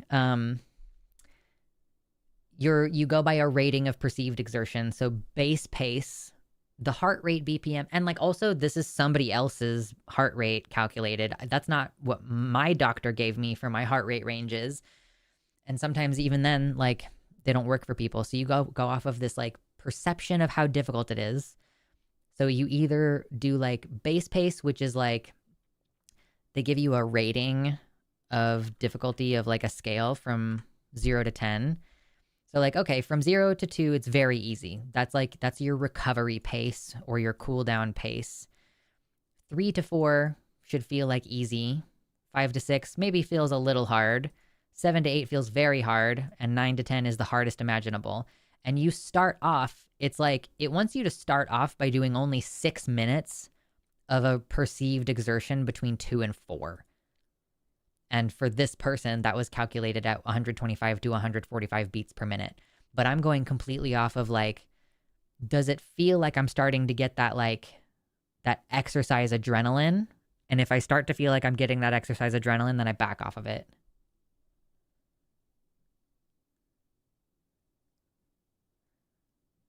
Oh my God, true. My nose is so itchy will be clipped and played in court when the insurance company is denying you healthcare because itchy nose was an undisclosed pre-existing condition. Fucking true.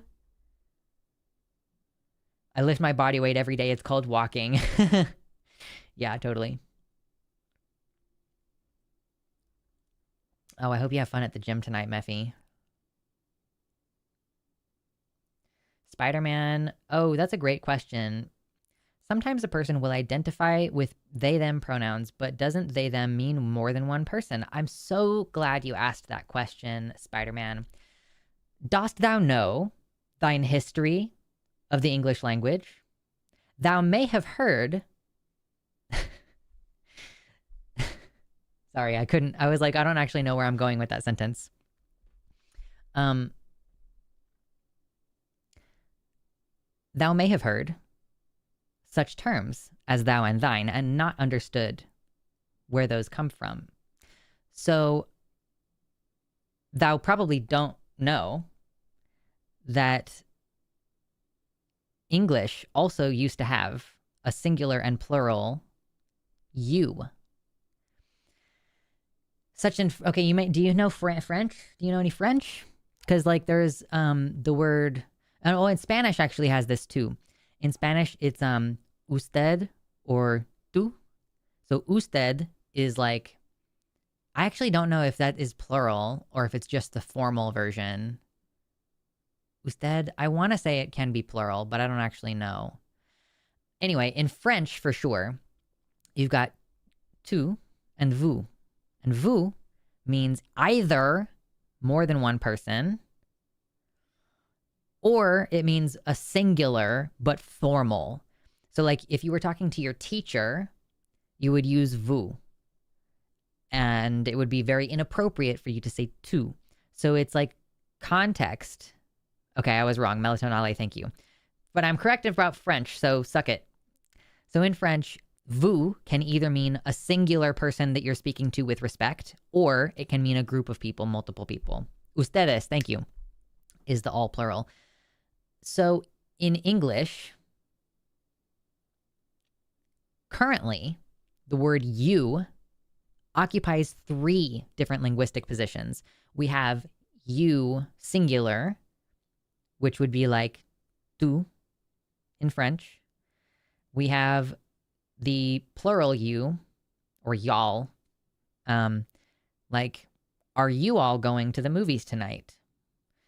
And then we've got the universal, which in French would be on, like, or I guess in English, it sounds clunky in English, but you could say, one mustn't count the chickens before they've hatched. And so one is kind of the universal pronoun that means like a person, but we also use you for that reason. So you is, sometimes you say like, oh, well, you can't complain too much. And you just mean that like generally, right? So you actually occupies multiple different places, including balancing between a singular and plural usage. In English, it would actually be more clear if we had continued to use thou and thine, because thou and thine is singular. Singular. Also, though, there was a formality attached to this as well. So you was both plural and formal in the way that vous is both plural and formal, which is a fun little thing to know if you remember Romeo and Juliet. Because I think in the formal setting of the party, Juliet uses the word you to be formal when she's in earshot of Romeo. But then later on, when she's, out her window, wherefore art thou Romeo? She switches to the familiar singular, thou, which is part of why he's like so enamored by her. He's like, oh, she's into me too, because she's using an informal, personal pronoun that was not appropriate for her to use in public. There's also vosotros. That's true. Vosotros. Yeah, Spanish is not a good example of this. French is. French is a great example of this.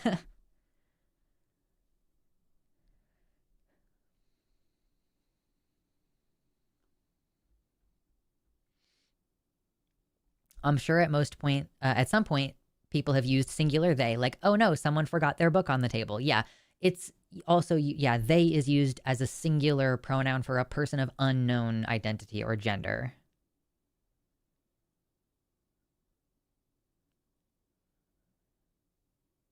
Knowest thou not that thine usage doth sound quite fair to mine ears? Now goest to thine father's house and bring to them a foal just born.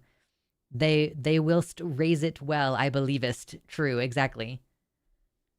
I think it would be very funny if you guys started doing this in your super chats on the line. That would be hilarious.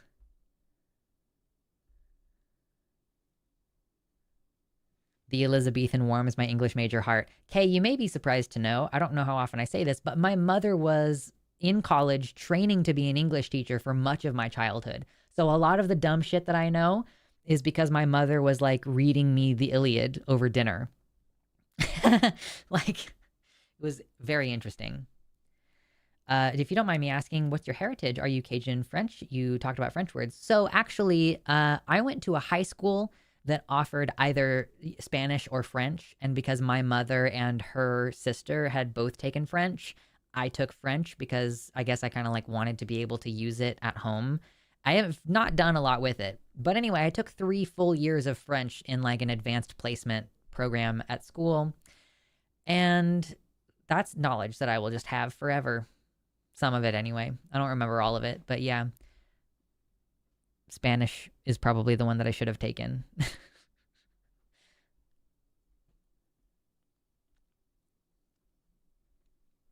My takeaway from Lux's English lesson, modern English sucks. I mean, it's just that like there is a natural tendency for language to get simpler over time. So it like to get simpler in certain ways. Like that's what the Great Vowel Shift was about. That's why people say axe. That's why people say nuclear. It's because like there's certain linguistic things that are just easier for people's mouths to do. There's also a reason why like most other languages R makes a lot more sense. And I mean even other dialects of English. American English is very uniquely stupid with its pronunciation of the letter R. Like let's avoid that. Let's go rrr. Or da da da. Like let's just breeze over that in some other way that doesn't require all of this like tension and bunching up of the tongue in the back of the mouth. It is also used in many contexts. That's true. We call babies it. We also call people who knock on the door it, as in who is it? Okay, yeah, so it is a really interesting pronoun. My mom had a linguistics class where they talked about this because it is weird. It's also used for like, it is raining. Like, what is raining? It outside the sky? Like, it's a nebulous pronoun, which is kind of fascinating. And I haven't thought about that in a long time. So thank you for reminding me.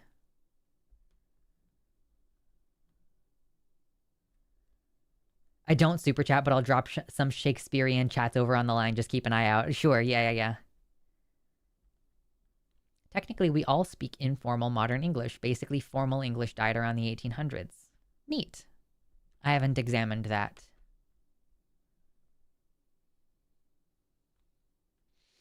We had a similar in-house English / language learning experience. My mom has a master's in English and instilled that info and love for language early.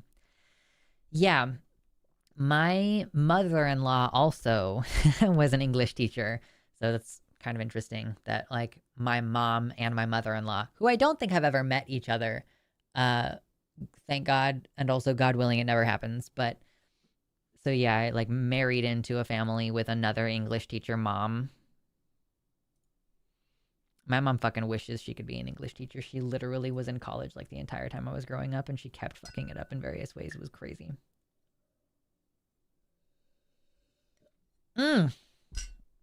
Chalky Milky.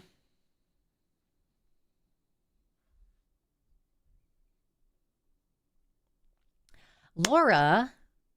Oh my gosh, I've done just enough Duolingo Spanish over the summer that my brain, when I see the name Laura, does say Laura. And I'm like, nope, that's not correct, probably.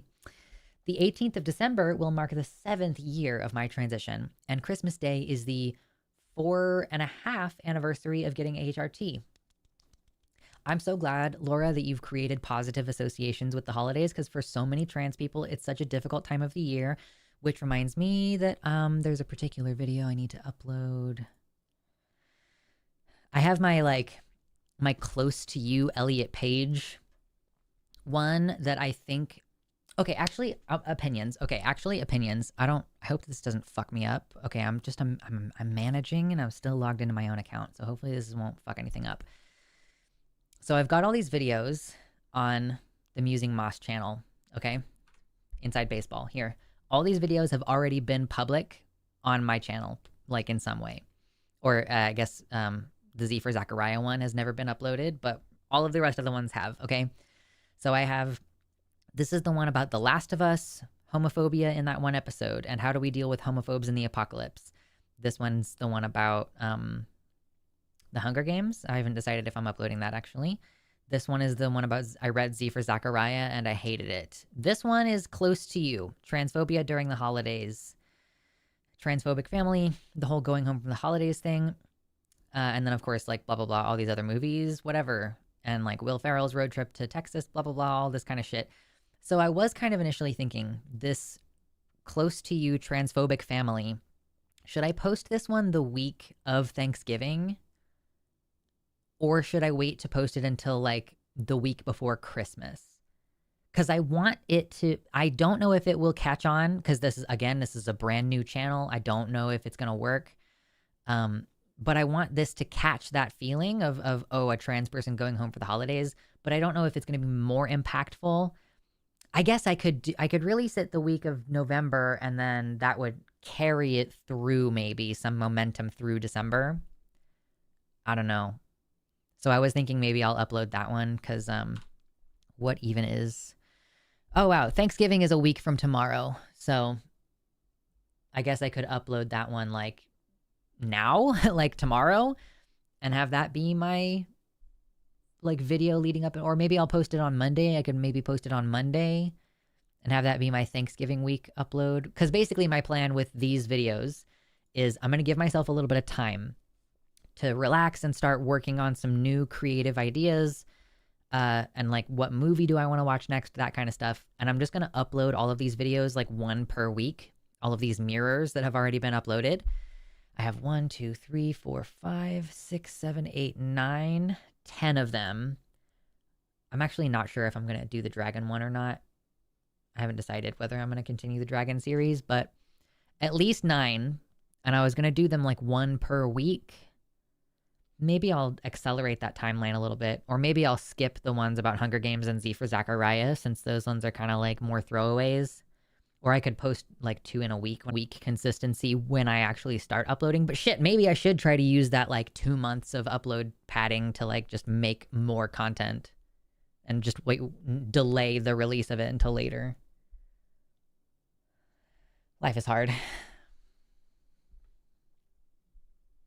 Oh my gosh, I haven't even looked. There's 93 likes on the video right now. Thank you so much for hitting the like button. I appreciate that. What the trip for me was learning wherefore is basically why. Yeah, wherefore. That's why I enjoy saying why for. Or also why come? Why come?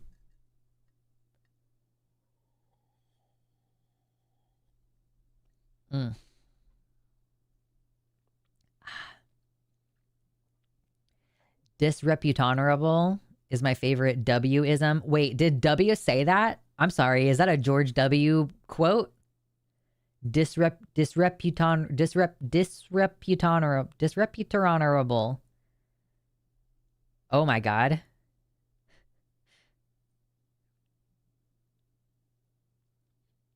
Everyone knows now that Christmas begins November 1st. I haven't, the only changes that I've made to my seasonal decor so far has been the jack-o'-lanterns are in the trash. Actually, that's not accurate. They're soup in a trash bag that I need to take out. I took down one of my jack-o'-lantern decorations indoors, but I haven't started changing over any of my decorations.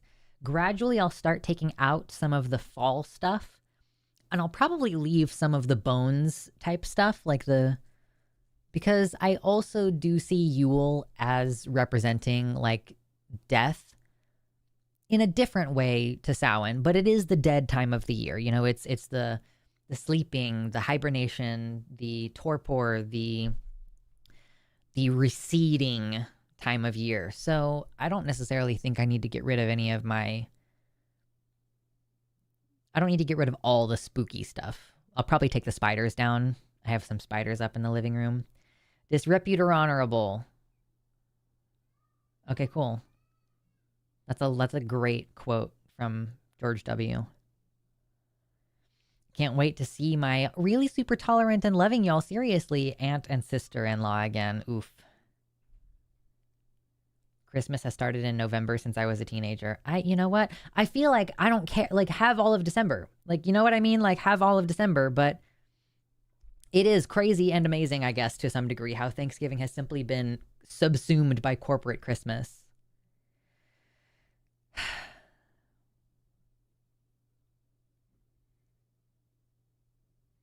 Also not the same as wheretofore. Is wheretofore basically just where? Or whereupon or something? Like, I'm keeping my skull on my car until January 1st at least, truly. I was driving around this week and I saw someone who had like the skeleton in their passenger seat still. And I was like, I like that, you know? Keep the spooky feeling alive. Christmas is an invasive holiday, exactly. They don't make money on Thanksgiving. What do you mean? What do you mean they don't make? People travel. People spend money on airplanes. So we have a giant COVID wave in the middle of December, and then we have another giant COVID wave in January. And it's because people catch COVID at Thanksgiving because they travel, and then people travel again at December. People definitely do. Definitely. Money is made. So much money is spent on food. Plumbers make a shit ton of money on Black Friday, like the day after Thanksgiving. Plumbers make bank. There's so many industries. Wheretofore is until which time. Okay, that makes sense. So yeah, no, but there is definitely money to be made on Thanksgiving. It's different money, maybe less comparatively, but like it's definitely a lucrative holiday for numerous industries. Like, are there what's the current SNAP situation? Are there Republican states that have still not disbursed their benefits? Have Republican states sent EBT?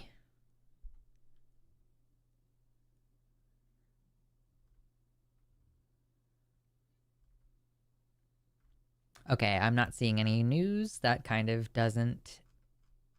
Google fucking sucks. Oh my god, Google, I hate you. Such a stupid bitch. Doesn't understand search queries anymore. Have Republican states sent EBT yet? Fucking maybe. Because I knew that states like Oregon, we moved around state funding to make sure that those funds got disbursed the same day that the judge said that they needed to. But I don't know if there are Republican families families in Republican states who still don't have that money. In which case, it is going to be really interesting to see what negative impact all of this has on how profitable Thanksgiving can be. Thanksgiving, Black Friday, and Cyber Monday. West Virginia has dispersed EBT. Okay. There's a neighbor who I've not met, but I park next to them, and there's a big skeleton in their back seat. Hell yeah, that's awesome. That sticker is staying pretty well. It's really loose up here. Actually, it's really, you can just see that it's like, it is not conformed to the curve of my head at all. It's just, it's sticking in the very middle.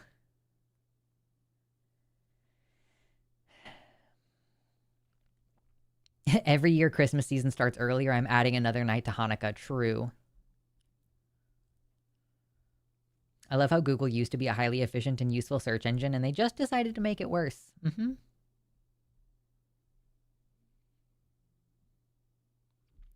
But a holiday's success is determined by the retail sector. Is that actually true?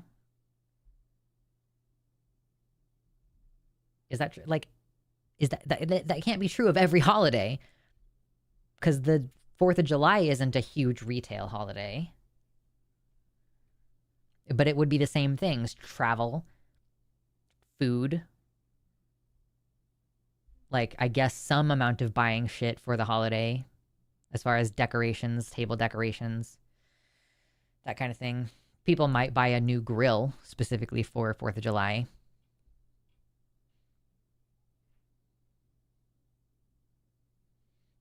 Thanksgiving does make plenty of money, but Christmas makes so much more tchotchke money. Nothing sells junk like Christmas, truly.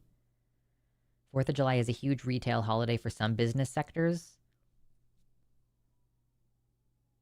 Do fireworks sales count as like traditional retail?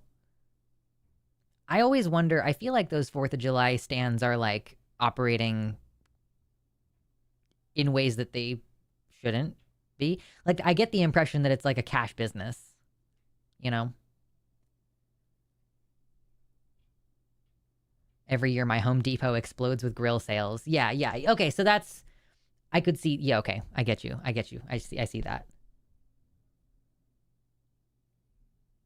I do think there are also probably a lot of 4th of July sales because it's, roughly 6 months off Christmas, and companies like to, pretend to do a sale in order to convince you to buy things that cost basically the same amount as they would normally cost.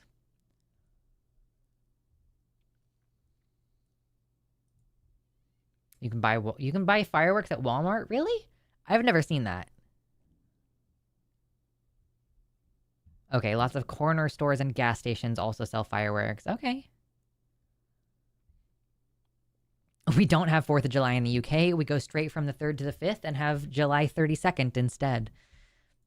I respect it. You're like, listen, it's like having a hotel and the floors go from 12 to 14. Like, everybody who's on the 14th floor knows what's happening. They know what's actually happening. The big thing going for Thanksgiving is the Black Friday sales, but those end up counted toward Christmas. Yeah, I don't get it.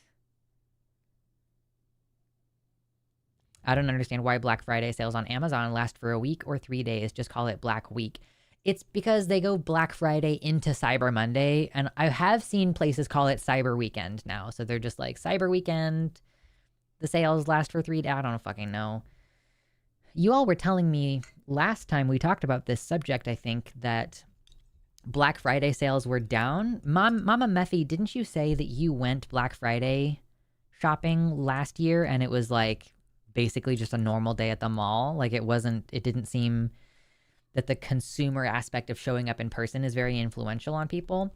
I will say, y'all, please pay attention. There's almost every year the Amazon workers are requesting a boycott during the specifically like Amazon Prime days and Black Friday. So I'm going to try not to need anything next week.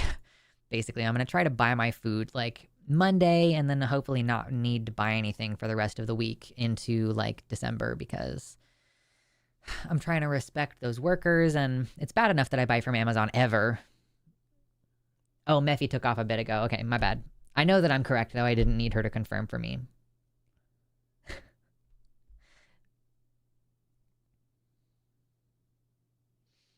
Remember, most Black Friday sales are fake, particularly on websites like Amazon. Truly, right? Like when they do that whole 19.99 slash and then actually it's 14.99. Okay, okay, okay. Here's something crazy. Something crazy. Um oh no, my brain. Okay, yeah. For a bit there I was shopping at Michael's on a regular basis. Michael's, the craft store. Because fuck Hobby Lobby, you know? So there was a Michael's and I would go there and uh when the seasonal stuff comes in, they put all these signs up that say like 20% off. And I'm like, 20% off of what? These products are literally only available at this time of year. Like, genuinely, I don't even think you can buy Halloween stuff on the Michaels website if it's April or like a dramatically limited selection, you know? So 20% off of what? This is literally what those sales are.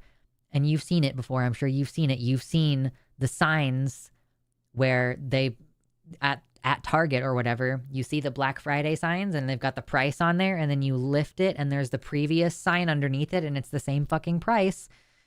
Or they jack up the prices on Thursday so they can quote discount it on Friday. Yeah.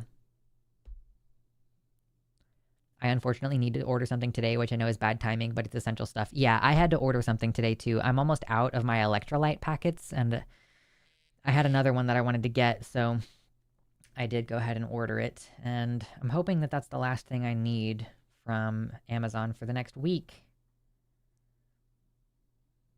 We'll see.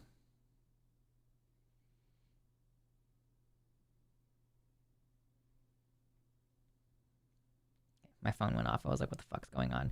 Ooh, ooh, ooh, ooh, ooh, ooh, ooh, ooh, ooh. Hold on. Yes.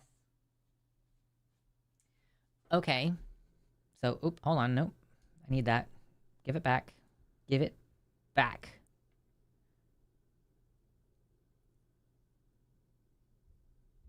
Okay, I was like, my stream went away for a second there.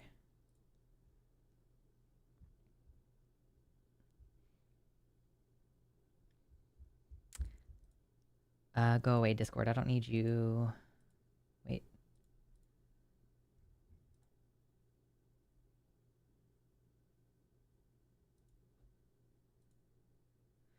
Okay, so I got some samples of perfume. I broke this one. I broke the bottle. It's a little teeny tiny bottle, and I broke it because I was using pliers to pry it out and not paying enough attention. So I'm trying some new scents I got from Etsy. I decided to get a little sample set, and also, like, God bless the girlies from Etsy.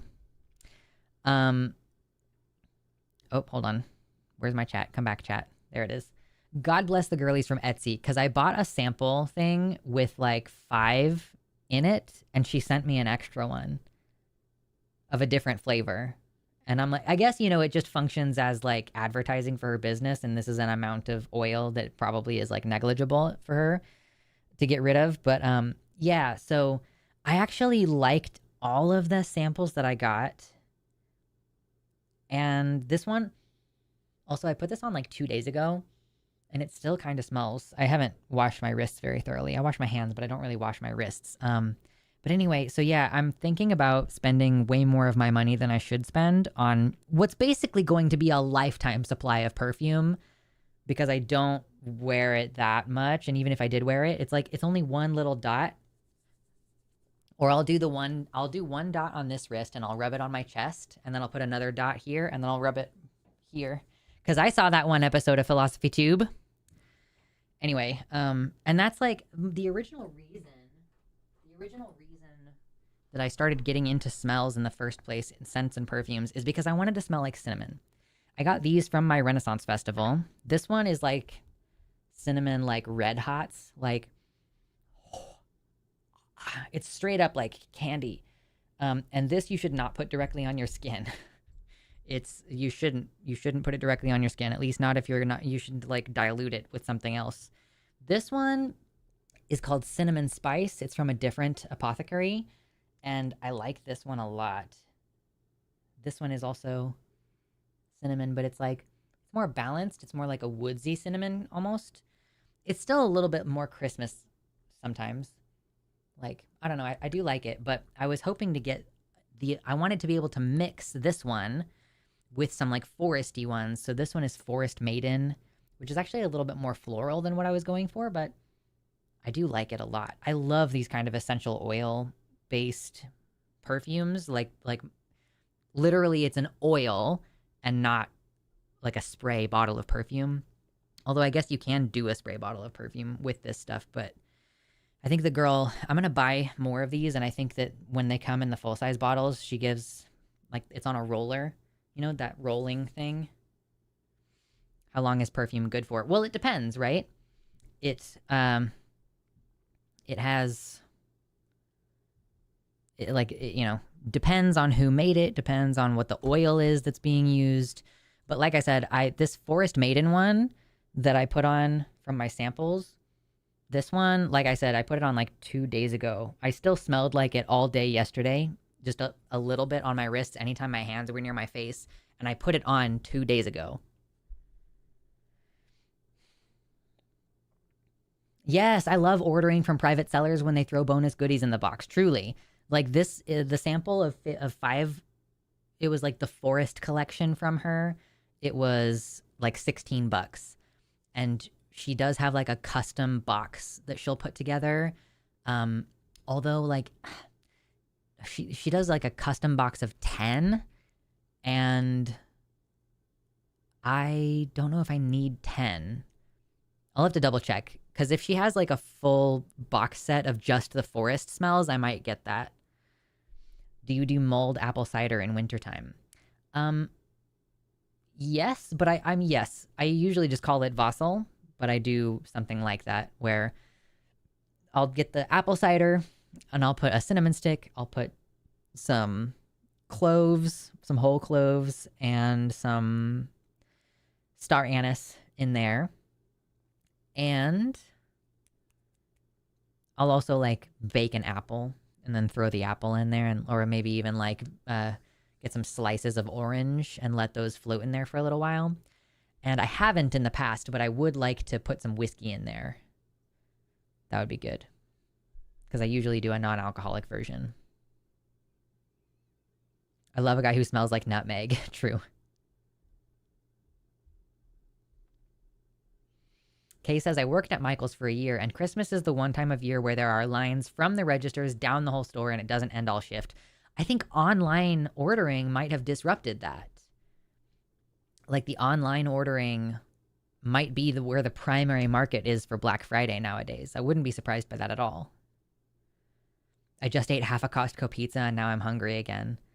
Get some of those gummies that are in that are fiber gummies, because whenever I get snacky at nighttime, and so lately what I've been doing is like right after dinner I'll eat those fiber gummies in an attempt to get me to feel full, and it does work most of the time. You know that old lady perfume smell? That's the smell of ambergris after the aroma fades away. Nice. That's kind of part of why I prefer oil-based. You know, when they do have an evolution. There are like base musk things in there that last longer than the other things, but I don't think ambergris is part of the process at all for these types. So at least I haven't noticed any kind of old lady smell.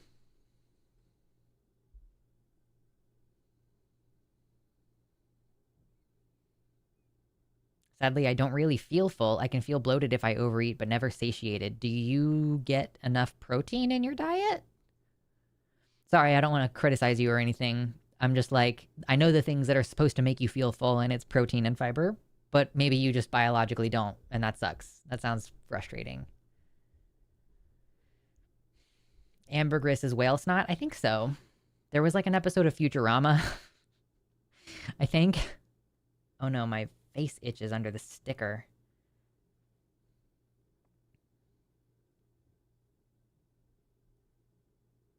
Quite a lot of protein. Okay. That sucks. Being autistic is so stupid.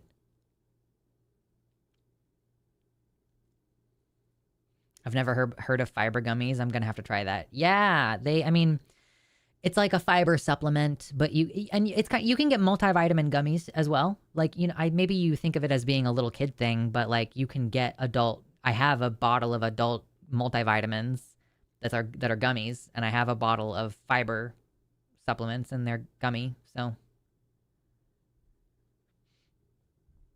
opposite problem here. I never feel hungry and feel full with too little food. Ugh, God, that's obnoxious. I hate that. Oh, that sucks, Dally. Fucking medical card rejected at the dentist. That's annoying. Technically, ambergris is whale oil from the blubber. Ah ha ha ha ha ha ha ha. Nuvenal, you punk. Hey, are you a good boy? Meow? Meow?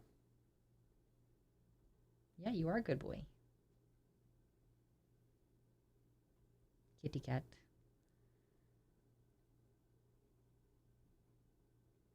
He's a poor baby. He's so itchy. He keeps like tearing out clumps of his own fur. And also he's like tearing out clumps of fur and then eating them, so he's doing hairballs all over the floor in my office.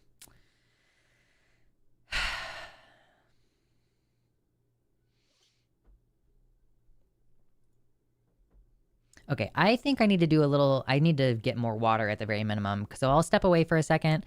I might not do like a full on break because I need this off my forehead. It's so itchy. Um,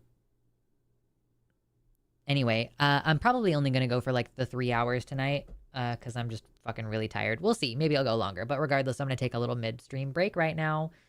So don't go anywhere. Be good. And I'll be back in like 5 minutes or something.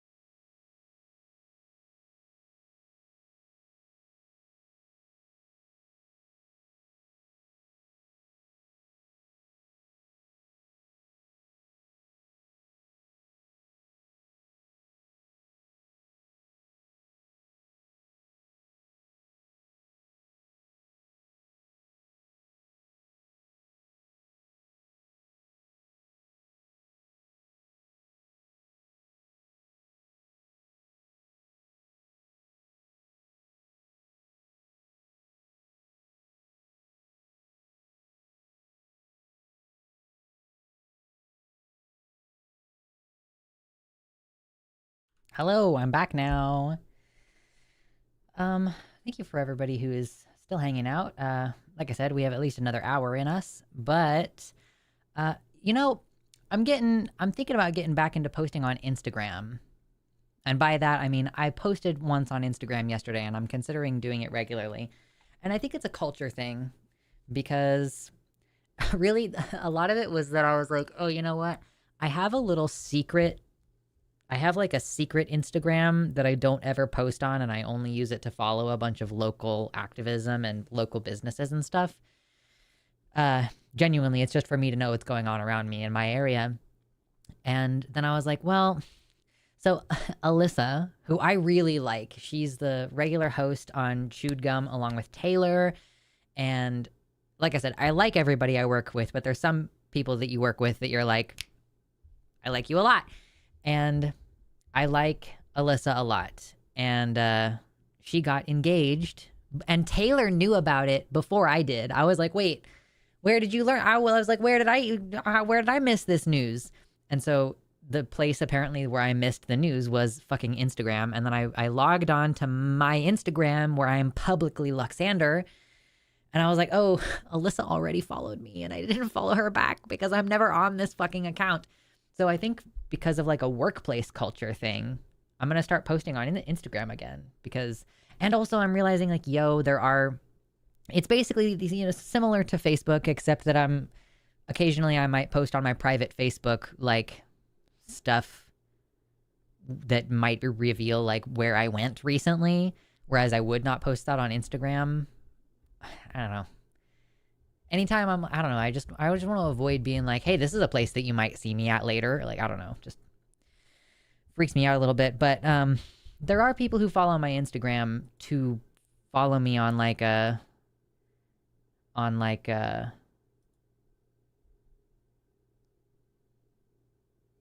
my gosh, on like a personal basis, because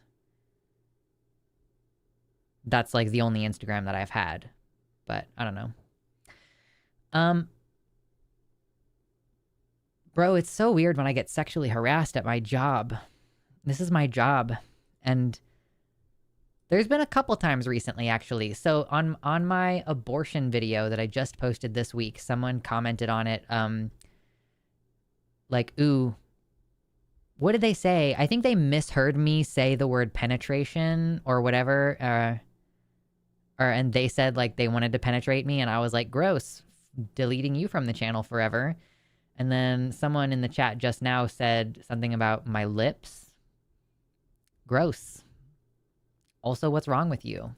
Did you really sit there for did you really subscribe and then sit there for 1 full minute and go, ha ha ha, I'm about to make this person's day worse by sexually harassing them in public? Like, wow. I find you fascinating in the way that you find like a weird bug kind of fascinating. Like, huh, that's weird. Maybe I'll take a little picture and then I'll move on and I'll forget that I took that picture and never go look at it again, you know? Except the thing is that if I took a picture, I would also be able, I might like a couple months be like scrolling and be like, oh shit, like, oh, I remember that cool bug I saw, but I'm going to forget you. So you're actually less interesting to me than a cool looking bug.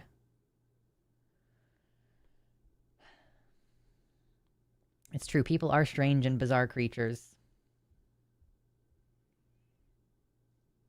I should trim my cat's claws. Yeah, I want to trim my cat's claws, but I don't think I'm gonna do it. I was gonna give him a bath. So I think I might just risk getting clawed to shit. Or trust that he's gonna try to grab something else and not me. I've def seen creeps in the line chat. Yeah, dude, I hid someone from the channel for 24 hours for saying something about Alyssa yesterday. I can't even remember what it was. It was right at the beginning of stream. And I was like, wow, that was disgusting. And I was like, goodbye.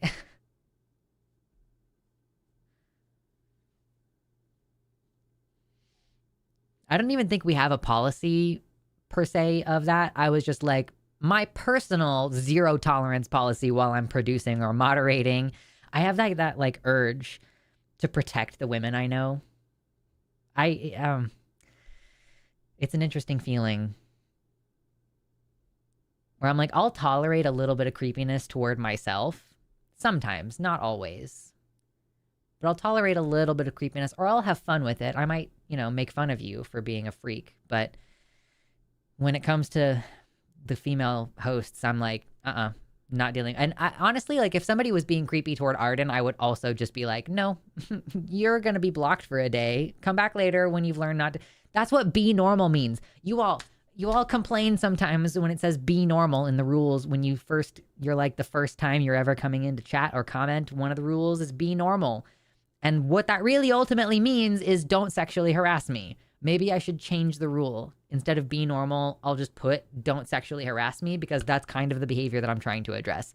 Although I guess be normal also kind of applies to like don't spew weird transphobic shit. Poor Alyssa. I think I deleted it before she even saw it. I was like, nope, not having it. Just gone. So unless she clicked it and tried to see what it was, she wouldn't have seen it. That's the thing. I'm like, I'm going to protect these females. I guess.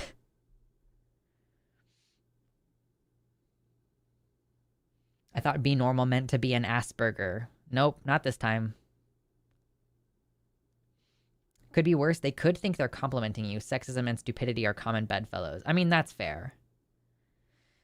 But like if somebody comments something about like haha, I want to penetrate you. Like I think what I may have said in the video was like, okay, well you're saying like if you're saying my body was designed to have a baby, then wasn't my body also designed to be penetrated? Because we were having the argument about like rape and sexual assault and like would it be justified for me to kill my rapist or killed my attempted rapist in self-defense? So yeah, I might have been like, okay, if my body is designed to be penetrated, does that mean that there is no such thing as rape? But like there was a lot of crosstalk and I probably didn't get the full statement out. But this guy, yeah, on a video where I'm advocating for, I didn't even say my rights really. Like I don't even think I disclosed whether I had those organs. I just am femme. And when I talk about that, people assume. So, I mean, they're not wrong in this particular situation, but that people see me as a female in that situation and they're trying to delegitimize my opinions by like sexually harassing me, by like portraying me as like only valuable for being a sexual object.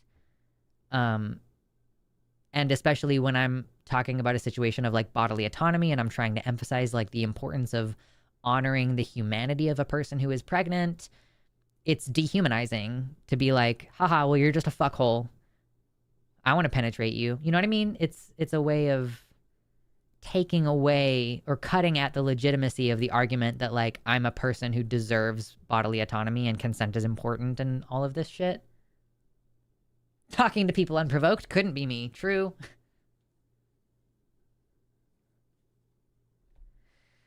Oh, I don't think I've mentioned it. We do have LineCon this weekend. And I'm going to be one of the speakers. I've started an outline. I think what I'm actually going to do is I'm going to have like some key points and I'm going to give myself like a section and give like a timer to each section instead of creating a proper outline or a script. I think I'm just going to be like, okay, here's a point that I want to make, 3 minutes. I have 3 minutes to riff on that topic, and then I have to move to the next point. And honestly, I think that because my strength is speaking extemporaneously, that could work. I might have a couple things where I'm like, oh, I'll show a graphic at this point, but I might also not show graphics, or I might try to set it up through OBS the way that Forrest does so that he can just show stuff on the screen. Speaking of females, I still haven't seen the stream moment when some dumbass responded to your voice with, "Who is this female?" Yeah, it was on Calling It Now. I don't remember which one it was. Do not know which one.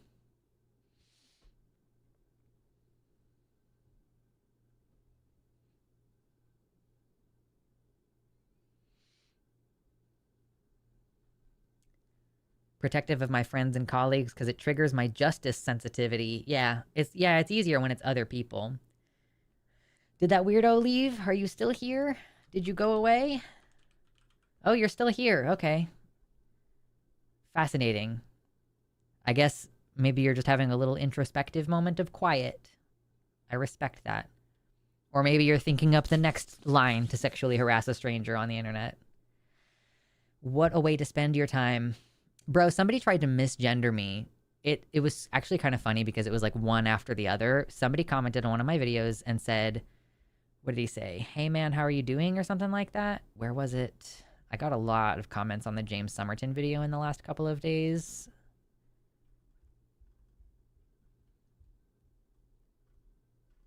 Okay. Someone commented on my most recent stream and he said, hey, what's up, man? And I can tell that that is someone trying to misgender me. Like, I'm not stupid. I know what's going on. And I said, living a fulfilled life. I just love savagely implying that people who like harass me on the internet are fucking losers with nothing better to do, because they are losers with nothing better to do.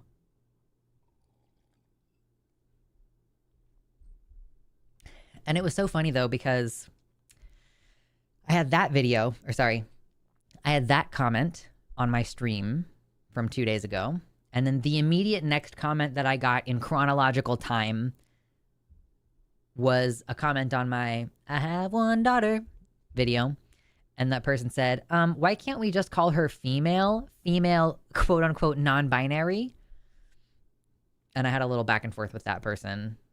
I was like, by what metric do you think I qualify as female? Which, of course, it's funny because I just the immediate, like chronologically, the most recent person to comment on my channel misgendered me the other direction. And I was like, so by what metric do you think I qualify as female? And they said a couple things and they were like, I guessed right because you would say so if I was wrong. I'm like, Lamau, it might surprise you to discover that I don't rush to disclose my assigned sex to strangers. I'm not going to be like, nah, actually, I was this. Like, oh, no, I enjoy the fact that you seem to not know, or like that people seem to have a sense of certainty based on the same set of factors. Like, I am the same. So based on the same set of factors, people are coming to wildly different conclusions. And it's very funny to me. And I tried to point that out. And I was like, dude, I have a comment from 10 hours ago on another video saying, what's up, man, in a clear attempt to misgender me. I wish I could show you the screenshot because it's literally right below your comment in my queue.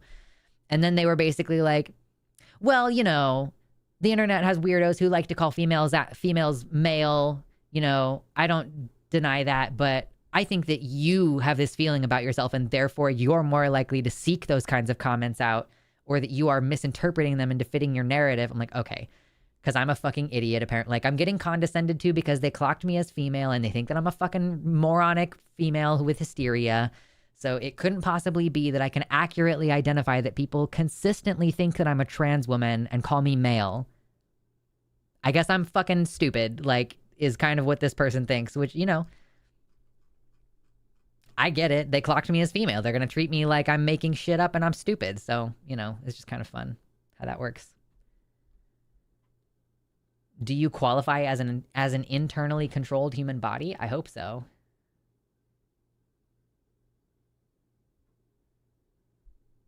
Scotty, oh wait, hold on. Give me my fucking regular chat back. God damn it. I hate that top chat is the fucking default.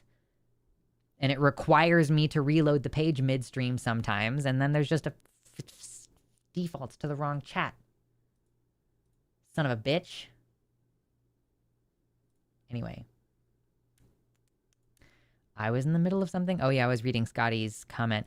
Your username is like, reminded me of the song Scotty Doesn't Know. You know? Which I haven't listened to in forever. I'm curious. If women are not less radical or revolutionary, then why were most Marxist thinkers men? For example, Marx, Engels, Antonio Gramsci, women could have but choose not to. I'm sorry, do you not know about Emma Goldberg? like she's like the most famous anarchist. Emma, right? Am I Goldman? Emma Goldman? Yeah. I mean, have you just never heard of her? Emma Goldman? Literally like the most famous anarchist writer. I don't think any of the ones that you mentioned are anarchists, so maybe your definition of radical and revolutionary are different than mine.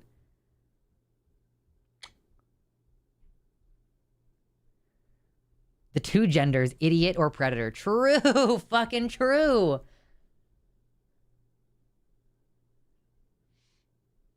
Transphobe sitting waiting for the minute timer when they hear you say ya boy and get confused. Yeah, I enjoy. Rosa Luxemburg, good example. Yeah. And like, John makes the excellent. That was the first point that I was going to make, John, that men have an easier time being published. You know, they're more likely to have the connections to know the people, to be viewed with favor enough to get published. Like, it's not easy. You got to think, like, this was before you could self-publish books on Amazon, right? So, you had to actually get your shit published.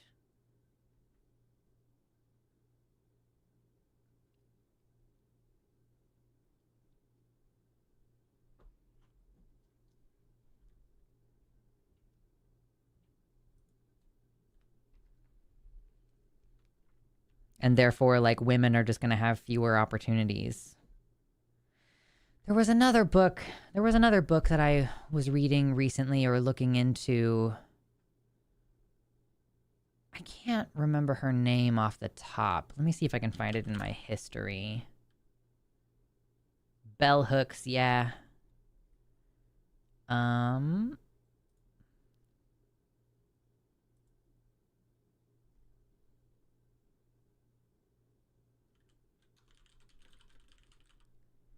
me see. There was a book. I'm looking for it in my history. Who was it? The Need for Roots by Simone Weil. That's a book that I was looking into. It's about like morality and like that deprivation can erode your moral boundaries. Basically, like that's what I was researching at the time. I was researching I think that the book Man's Search for Meaning ended up making my point for me in the best way when I was like, skimming through it, the relevant sections. But The Need for Roots from Simone Weil. So there have been plenty of female writers. I think that some of Simone's stuff was published during her lifetime, but some of her important stuff, like I think The Need for Roots itself was published posthumously. But yeah, women are revolutionaries.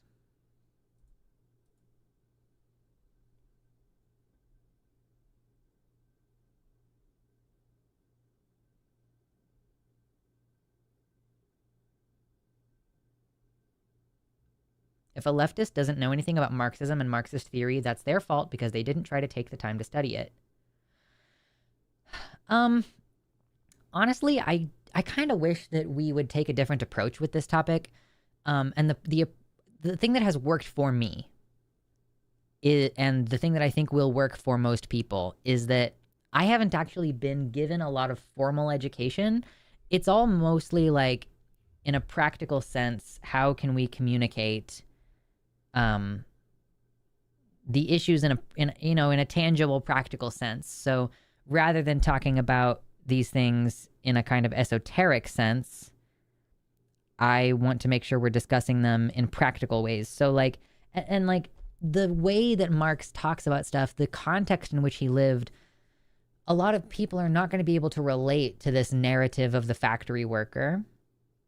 So I think that modernizing it and communicating it in a way that a layperson could understand is actually a better approach than to say, and it's like, it also is taking a collectivist perspective to say it's our responsibility to provide each other with an education and explanation of these things, rather than like placing the individualist expectation on a given leftist to what? Sit down and read a dry fucking book? Hold on. Let me just.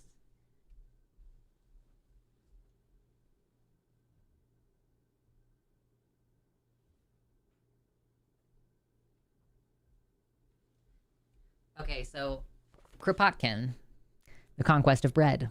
I have gotten this far into this book because this book is boring as fuck. Okay, this book was written in French in 1892 and then translated to English in like 1902 or something. This book is boring as fuck. I agree with everything in this book. And it's boring. So, and I spent fucking $10, $15 on this copy. So it's this, read a boring ass book with a language barrier almost, with like it's like the manner in which they speak. Or take a class, spend $300 taking a class on Marxist theory. Like, it would be better if we took everything that's in here and we just started saying the things that are in here. But like in a language that people, okay, I want to just give you a frame of reference for this, okay? Chapter 5, food. If the coming revolution is to be a social revolution, it will be distinguished from all former uprisings not only by its aim, but also by its methods. To attain a new end, new means are required. The three great popular movements, which we have seen in France during the last 100 years, differ from each other in many ways, but they also have one common feature. Also was an addition of my speech patterns. In each case, the people strove to overturn the old regime and spent their heart's blood for the cause. Then, after having borne the brunt of the battle, they sank again into obscurity.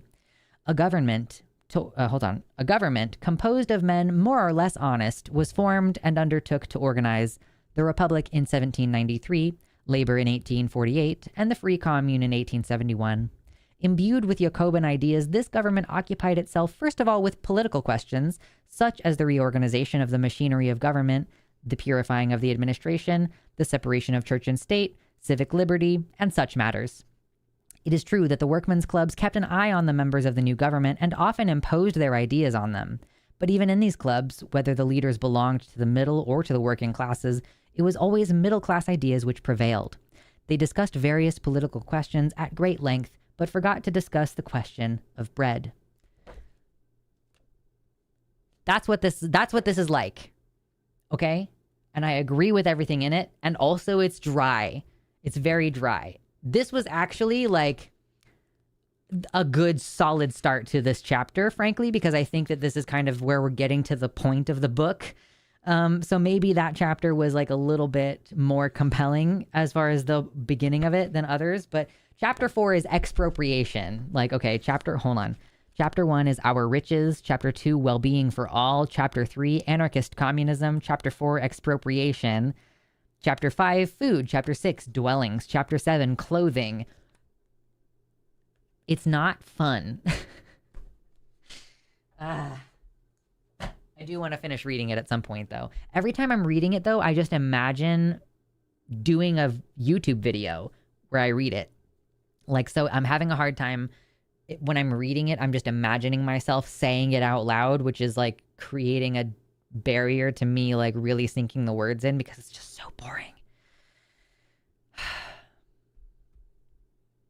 Politics, especially now, is like 20% theory and 80% relatability. Yeah, instead of theory, let's talk praxis. Like, that's what I think is important. I think theory can be important, but let's try to relate it to things that people understand.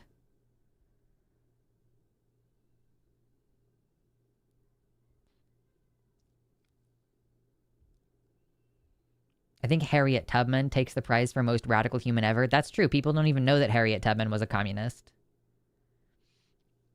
Riffs says, anarchist commie here, never read a word of theory. It's such a silly thing lefties get hung up on as a means to test one's mettle on good politics. Yeah.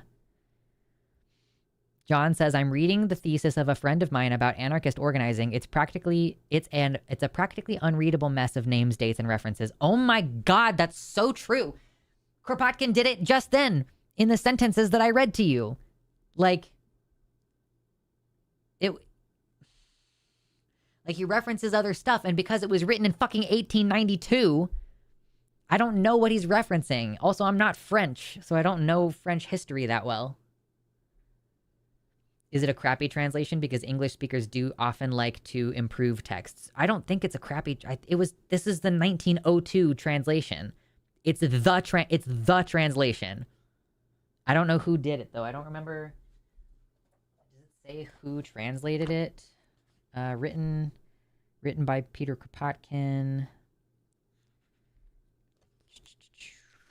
I absolutely could, by the way. This book is in the public domain.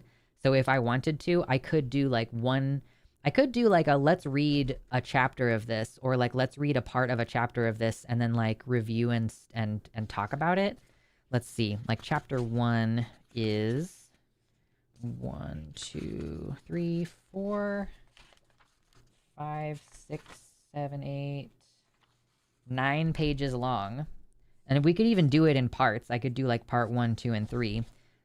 Which I like the idea of doing that. I think, or maybe just read the chapters and do an analysis video separately or something, because people do really enjoy listening to the sound of my voice. Or I guess I could read parts of it and then just cut all of that together.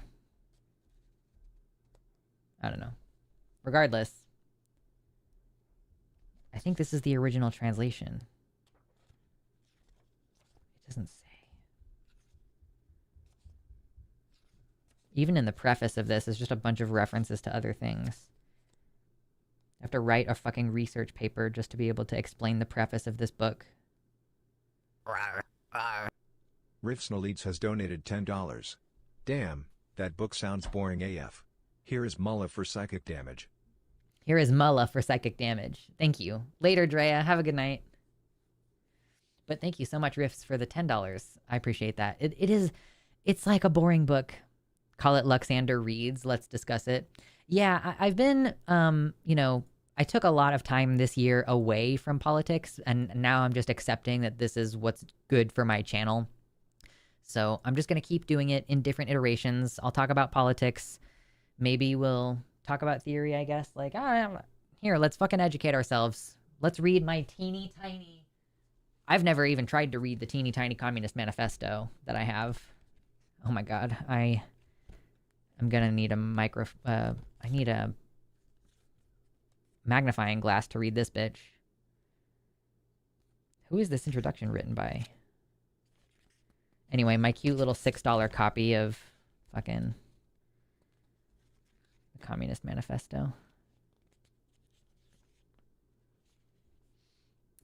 Good things good, bad things bad. Not everyone needs read fancy words from old-timey dudes with really cool beards. Some people reading it can take inspiration from it and form their own good ideas and convince others why the idea is good and why they should do it. That was a hell of a sentence, Cliff. Thank you. That's accurate, though. I get annoyed when other lefties won't accept an idea unless it's from an old quote, like just talk ideas and sell people on them. Yeah. Fix the Amazon link on Fansly. Oh, thank you. I don't actually even have an Amazon link that's public anymore. I have a Throne. Let me put the link to Throne up on there.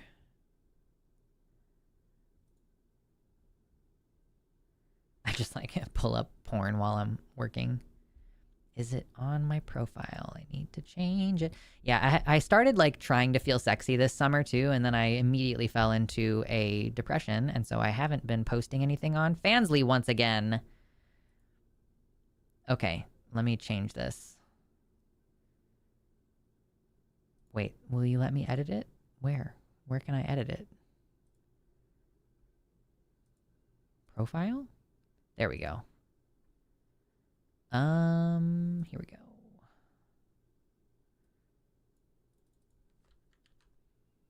I haven't added to my Throne in a while. I've also gained a little bit of weight, so I frankly don't know. I really wish that there was more witchy clothes on Throne that weren't fucking black and also made for a size 1 human being. But anyway, there. I do have recently a bunch of tops that I added to the Throne wish list, so there's some stuff on there if you want to get me stuff.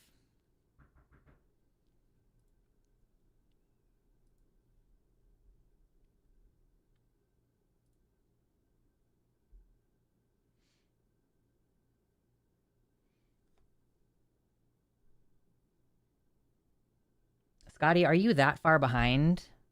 Someone tell Scotty that he needs to catch up on the live stream. Did he just hear my reaction to him like 10 minutes ago?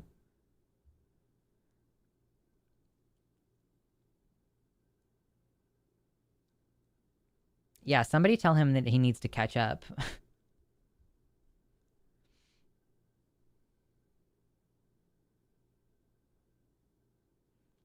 I fixed the link on Fansly, by the way. Is Has-Been Hotel good? The first time I ever saw anything about Has-Been Hotel was when Poppy of Poppy and Xena brought it up and was like a huge fan of it. So every time I see anything about Has-Been Hotel, I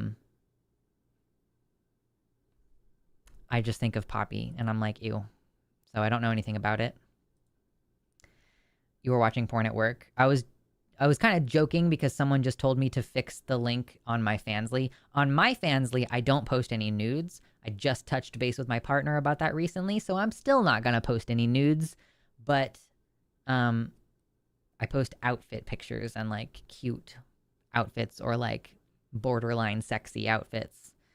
And so I pulled up that profile to update something, and then because Fansly has porn on it, subsequently, you can see how it happened that there was porn on my monitor. I will never watch Has-Been Hotel because Poppy ruined it for me. Yeah, exactly. Like, I'm sorry. I don't know anything about it except that Poppy likes it, and that means I'm good. I'm solid. I feel fine. But yes, I hope you have fun with your kid, Bloody Hatter. I'm not trying to talk shit on your show. I'll watch it tomorrow at 3. Yeah, I'm on Takas tomorrow. I'll be on starting at 2 p.m. Central, and then I'm also doing Calling It Now afterward, I'm pretty sure. So I'll be on until, late.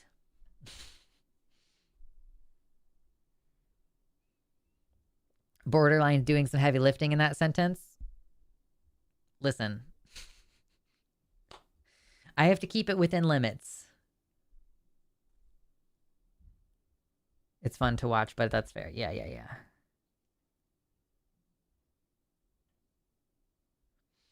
Thrones are fitting places for tops, I guess. That's so true. Man, that is the one thing about my relationship that's kind of sad. Like, I don't get to be a top. Sad. Sad. Gonna have to remedy this at some point.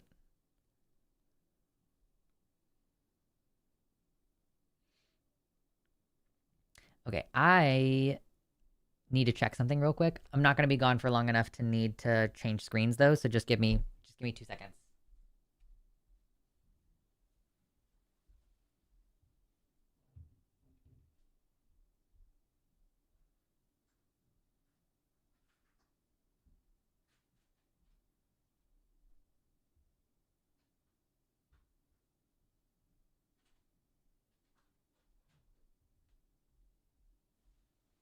Okay, nothing's wrong. Everything's fine.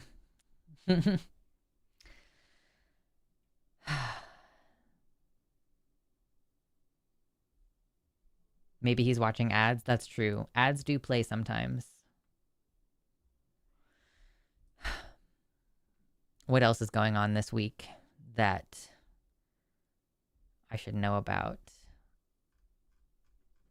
Yeah, I guess I forgot that I had Takas tomorrow. I have Takas tomorrow, and then technically it's my day off on Friday, and then I don't actually have any plans for this weekend, I don't think. I think this weekend is a Wrathy Basin weekend, so it'll be Thanksgiving weekend that I need to do fucking Alterac Valley a million billion times. Oh my god. Ugh.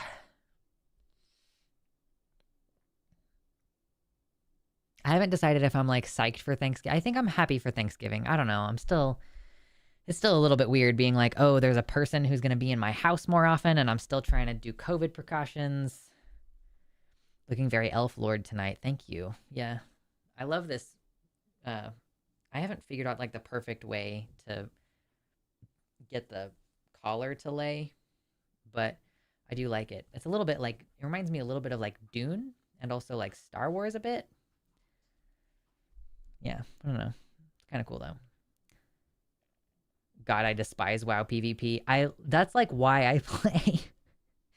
um Lots of fun back in the day of yeah, just I mean, I prefer like Arathi Basin. Although I play on a druid, a feral druid, and therefore I also have a lot of fun playing Warsong Gulch because as a cat, I run faster and I also can do travel form. And then if the people come and try to attack me, I can go in bear form and that gives me a plus 300 armor rating, 300% armor rating, excuse me. So, ew, Alterac Valley. Ugh. I have no choice but to run. Listen, the way that it works in WoW Classic, you don't get to keep any of your points that you earn until like you reach a certain so I have to get 147,000 honor points before I can even keep any of them. I was just shy of that the last time I did the last time I did Alterac Valley, and it completely fucked me. Like I wasted my entire weekend and I didn't get to keep any of those points. So it's fucking stupid. And every Alterac Valley that we do, because in our server cluster, the Horde run all the way to the end and just kill the end boss, while the Alliance, which is my team, kills a bunch of the mini bosses. And so we get like 5,000 honor. So we get 5,000 honor per every 5 to 6 minutes, except when somebody decides they're going to fucking turtle, and then you end up stuck in there for 22 minutes and you still only get 5,000 honor, and it's real stupid. So yeah, so you have to, okay, so hold on. Let me do some math. 147,000 divided by 5,000. So you have to run at least 30 Alterac Valley. And if there's 30 of them and they take 5 minutes each, so it's 150 minutes of just being in the battleground. That's assuming that nobody turtles, and it also doesn't count the 15 minutes you spend in the queue. Anyway, I'll shut the fuck up now. Nobody cares. I hate Alterac Valley weekend. I just want to be geared so that I can play Arathi Basin and Warsong Gulch and not hate my life. Oh my god. John, hi, says someone I know once made a joke saying, if the Democrats win the 2026 midterms, I'm gonna come. There is nothing more arousing than the Democrats winning. I'm gonna be begrudgingly less irritated if the Democrats have a sweeping victory in 2026. I will begrudgingly be a little bit less annoyed. I'm definitely not going to come. Do not plan on associating any of that with my orgasms.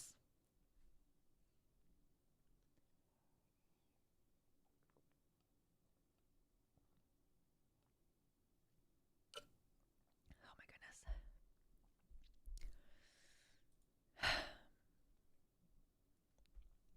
I do, speaking of World of Warcraft and me looking very elf lord tonight, I really like the face painting or the tattoos that night elves have on their faces. Actually, do the males do it or only the females? Anyway, I always play a female night elf. I like them better. They have that face tattoo thing, and I have done the makeup before, and I feel like now that I'm doing makeup more often and I'm practicing at it, that I really like the one that comes down like this. It comes down on the face like this and like up a little bit like this also. Up on the forehead and like down. Not the butterfly one, but the one that's like, I don't know how to describe it. It's not the bear one, not this one. Anyway. Can't ever stop thinking about Kamala saying, do not come. Wait, who did she say that to? I forgot.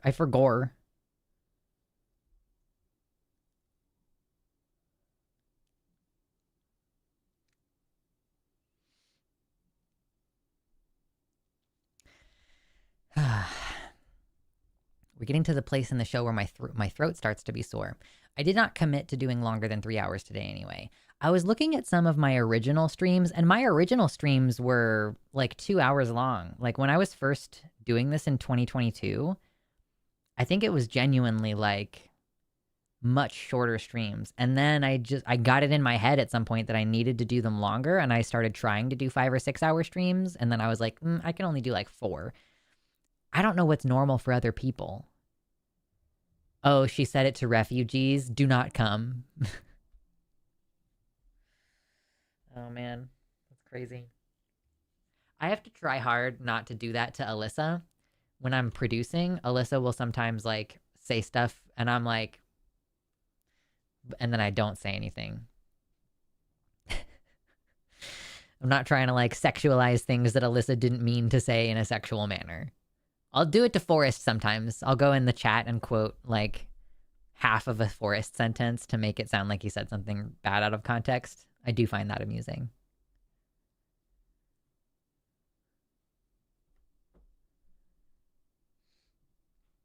Are you good?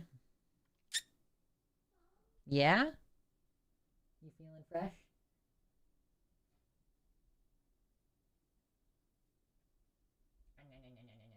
When I scratch his butt, he goes. That's pretty funny. It varies with channel and time of day. My morning show only goes 90 minutes before people start leaving, but evening shows I can go until I pass out and people keep joining. Yeah, I do my shows pretty early in the day, but it's also only pretty early in the day for me. Because, like, I kept this Wednesday one at the same time, functionally. I was doing 4 p.m. Central, and I kept 2 p.m. Pacific. I know we do it way earlier on Sundays, but I feel like Sundays go pretty good. 2 to 3 is probably the normal range. I think some exceptions that seem to be able to go all day. Yeah, Hassan and his fucking 11-hour streams, I don't get it. Demon Mama and her former tendency to do 8 to 12-hour streams, I can't. Even if I was sat down, I can't. Like I'm too tired.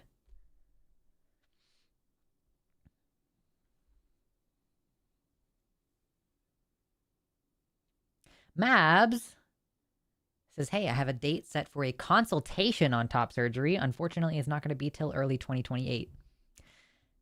Can you get on more than one surgeon's consultation list? That seems like a really long time. Is that at OHSU? If that's at OHSU, then I'm really, really, really sad that it's going to be so many more years before I can even start that process. I'm on the left coast. Well, it's not that early now, but I start streaming at 11 a.m. on Sundays and 2 p.m. on Wednesdays, which is like, people are still at work in my time zone. Half of an Azan stream is just looking at a chair. Fair enough. My chair's over here, just out of reach. You cannot see it.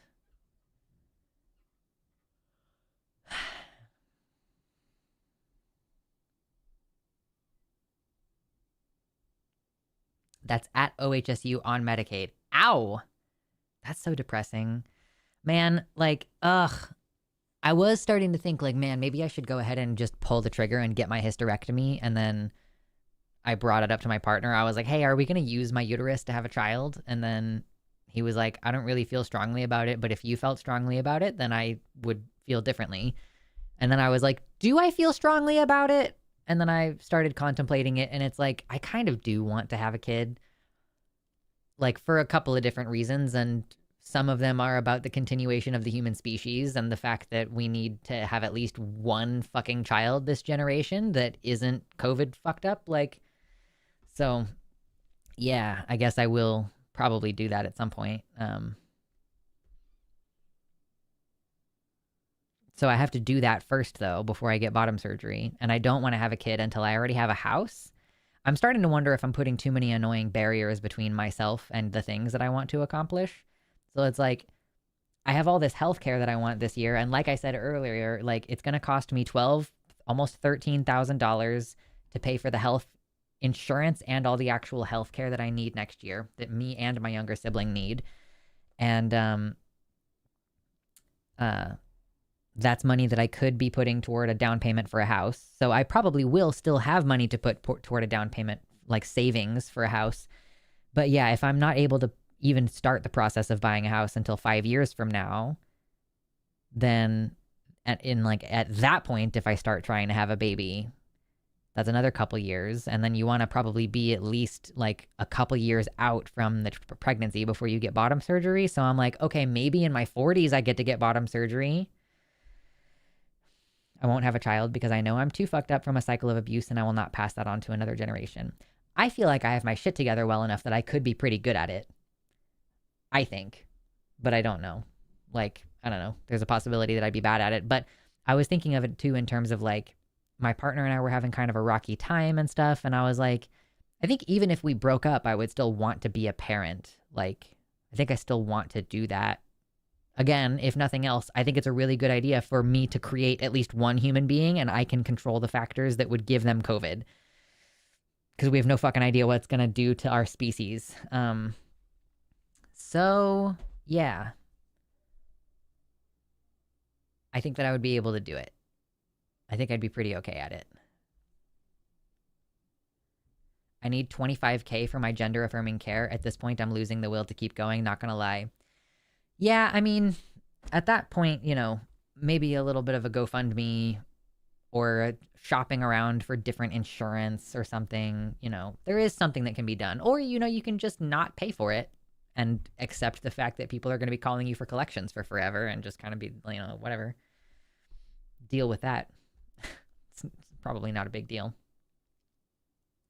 I can admit that I don't want kids because I am selfish and lazy. I do kind of struggle with this, right? Like sometimes the cat is standing next to my chair and he's looking at me and going, ah, ah, and he wants in my lap and he if I ignore him for too long, he'll grab and put his claws in the chair and start like he's going to heave himself into the chair. And I'm like, no, dude, stop it. Leave me the fuck alone. And I will literally like go to another room and I'll lock myself in. I'll close the door and like, I'll just be like, I can't deal with you. And so for like 15 or 20 minutes, I'll just sit in another room of the house because I can't deal with the cat talking to me and begging to be in my lap and stuff. And I'm like, would I be a bad parent? But people say it's different when it's your kid. Like that you have, I don't know, that like those kind of things just bother you less.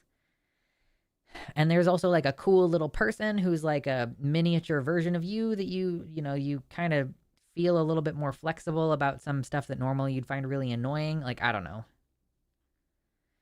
Hearing you talk about COVID precautions gives me a feeling of kinship. Thank you. Yeah.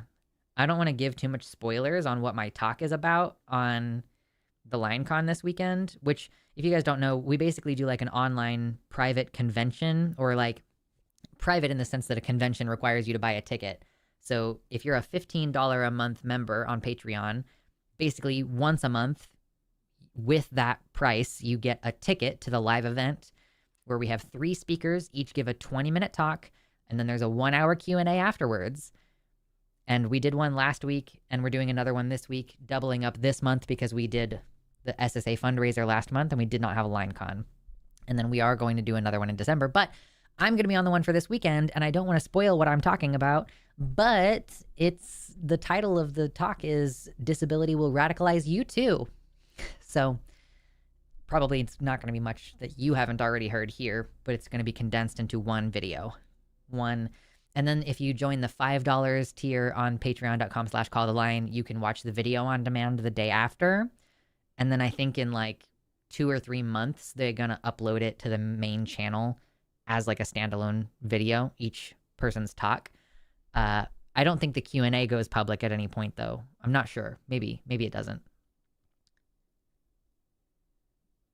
Yeah, insurance costs money. That's true. Oh yeah, if you don't have money or a job, that's tough. Yeah, I hope that you can get access to services. I know we have, oh, by the way, I have not shouted this out on stream yet, I don't think. So let me go ahead and just do that.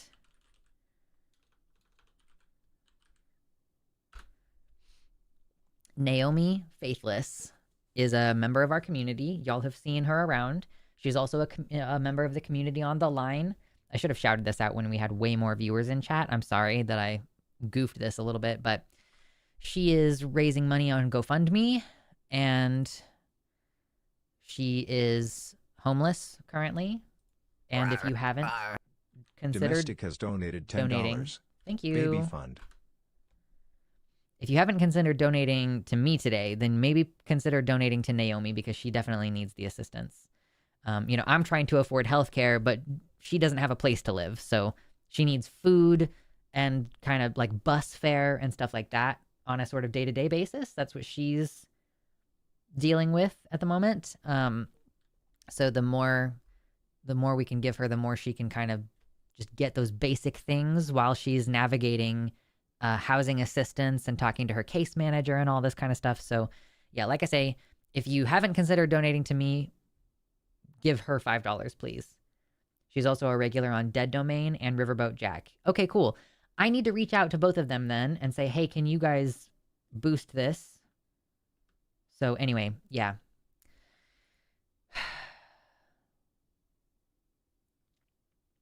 I waited to push for top surgery till I knew more of where things would develop naturally and wasn't entirely sure that I wanted it. Seeing how long the wait's going to be has me second guessing my decisions.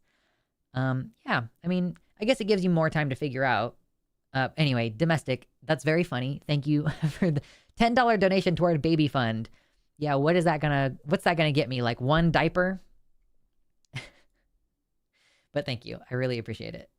That puts us at $116. I don't know if we're gonna make it to opening the second treasure chest today. We did get the first one really fast though. Baby treasure chest, baby treasure chest.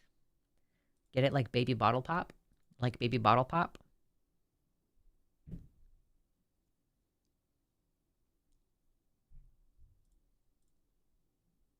I'll post it in Jack's mutual aid section on her Discord and try to get Jack to shout it out. Yes. Because, yeah, if this person is a member of numerous communities, then we should have plenty of people, plenty of hands ready to pitch in, whether that's by, contributing financially or like she's in Baltimore. So if anybody knows anybody in Baltimore who has an extra room or something, like, or who could offer some kind of material assistance, whether that's with meals or with, getting from one place to another. There are services there, but I don't know how overwhelmed those services are right now or anything. So the more people who can get involved, the better. Naomi, she's trying to seek out, some basic stuff, but this is a person with a life that she's trying to live, did I not get the Rifts No Leads donation? Did I not put it in? Wait. I missed it. Oh, I'm so sorry. Hold on. Oh, no, that was the one that oh, wait, no. Why? One of them showed up on my screen and the other one didn't. I'm sorry. Okay, so that's $126 for today. 126. I'm so sorry. I goofed. I got so distracted. Baby treasure chest. Baby treasure chest. I'm just going to keep doing that now. Oh my god, I'm almost out of water again. I got to run, but send me her fundraiser link later and I'll add it to my list of people in need on the website. Sure, yeah. I just posted that link. So, am I friends with you on... Where are you? Ember? Okay, you with your hat picture. There we go. I sent it to you on Discord.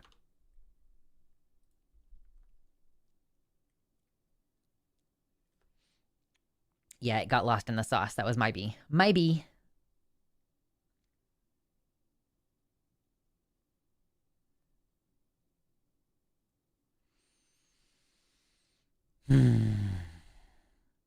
I was in the middle of saying, Naomi, yes, she's trying to get to a basic level of stability by getting a place to live, but there is also a person there with like goals, and she wants to be able to make art again, which is really hard when you keep getting your shit stolen. And she'd love to go back to college, which I think everybody should have the opportunity to do, but she is not going to be able to get there until she gets some housing, so I don't think my GoFundMe is going to get me anywhere. Not going to lie, it's been up for months. Yeah, everybody is strapped, right? That's the thing, is everybody is a little bit strapped. Something that I'm looking forward to with like making a little bit more money is like having at least a little bit of flexibility to donate to maybe like 1 or 2 GoFundMes a month. Doesn't have to be much, but it, just that feeling of being able to pay it forward because you have an extra $20 and $20 isn't going to break you. But yeah, it's got to fit in the budget.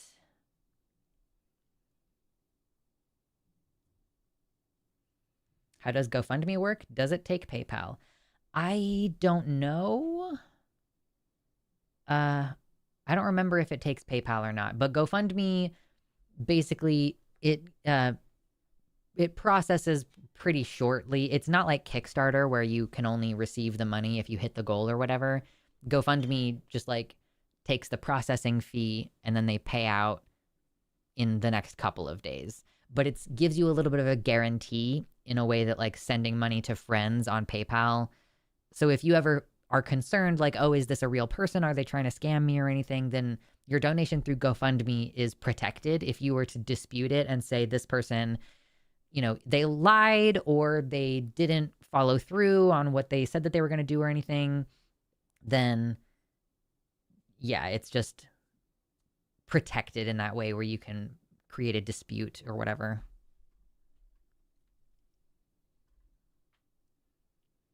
GoFundMe prefers your bank to direct deposit. Cool. Is that for donations or is that for receiving? Because someone was asking, does she keep more if I do it with the direct PayPal? It's probably similar. It's probably similar. If you have her PayPal still, then if you want to donate through her PayPal, that's just as good. It's at least as good as GoFundMe because I think that they're similar processing fees. But she might get the money on PayPal sooner. So, yeah, it sucks. And I'm glad that we're able to do something because that's the thing that really is no good about it when you're like, I feel like I can't help people. But like, Xena, I like your GoFundMe, I could tweet it out on Blue Sky. I could talk about it on the stream. Like, I don't have a ton of money to give, so I feel like I should try to help people in other ways. And I've been trying to help Naomi a little bit with also like, hey, let me help you find an organization in Baltimore that can help you. And so yeah, if you have like other needs, we as a community have the ability to help, not just financially, but also with, you know, if you want to relocate. I know people in this chat who will help you relocate to the West Coast. So yeah, I don't think it's changed. So yeah, if you want to find the link to her PayPal on the Discord, then that's a totally viable option. I sent you a message on Discord. Yeah, I have a lot of messages in my message requests. Honestly, guys, I find it really difficult to respond even to people that I like. So I really don't respond to messages very much. And I honestly have just kind of stopped working on that. So, but I know you were messaging me about something with healthcare. So if I have any questions, I don't know, man. I feel like I understand it well enough. Like, I feel like I understand what I need to do. I can't relocate because I still need to be monitored while I'm in remission from cancer. Okay. I mean, I'm sure that there are other teams that could handle that, but I'm not going to pressure you regardless. I just know that lots of trans people are trying to get to new places and the healthcare is a little bit better. Yeah, I think that should be the right PayPal.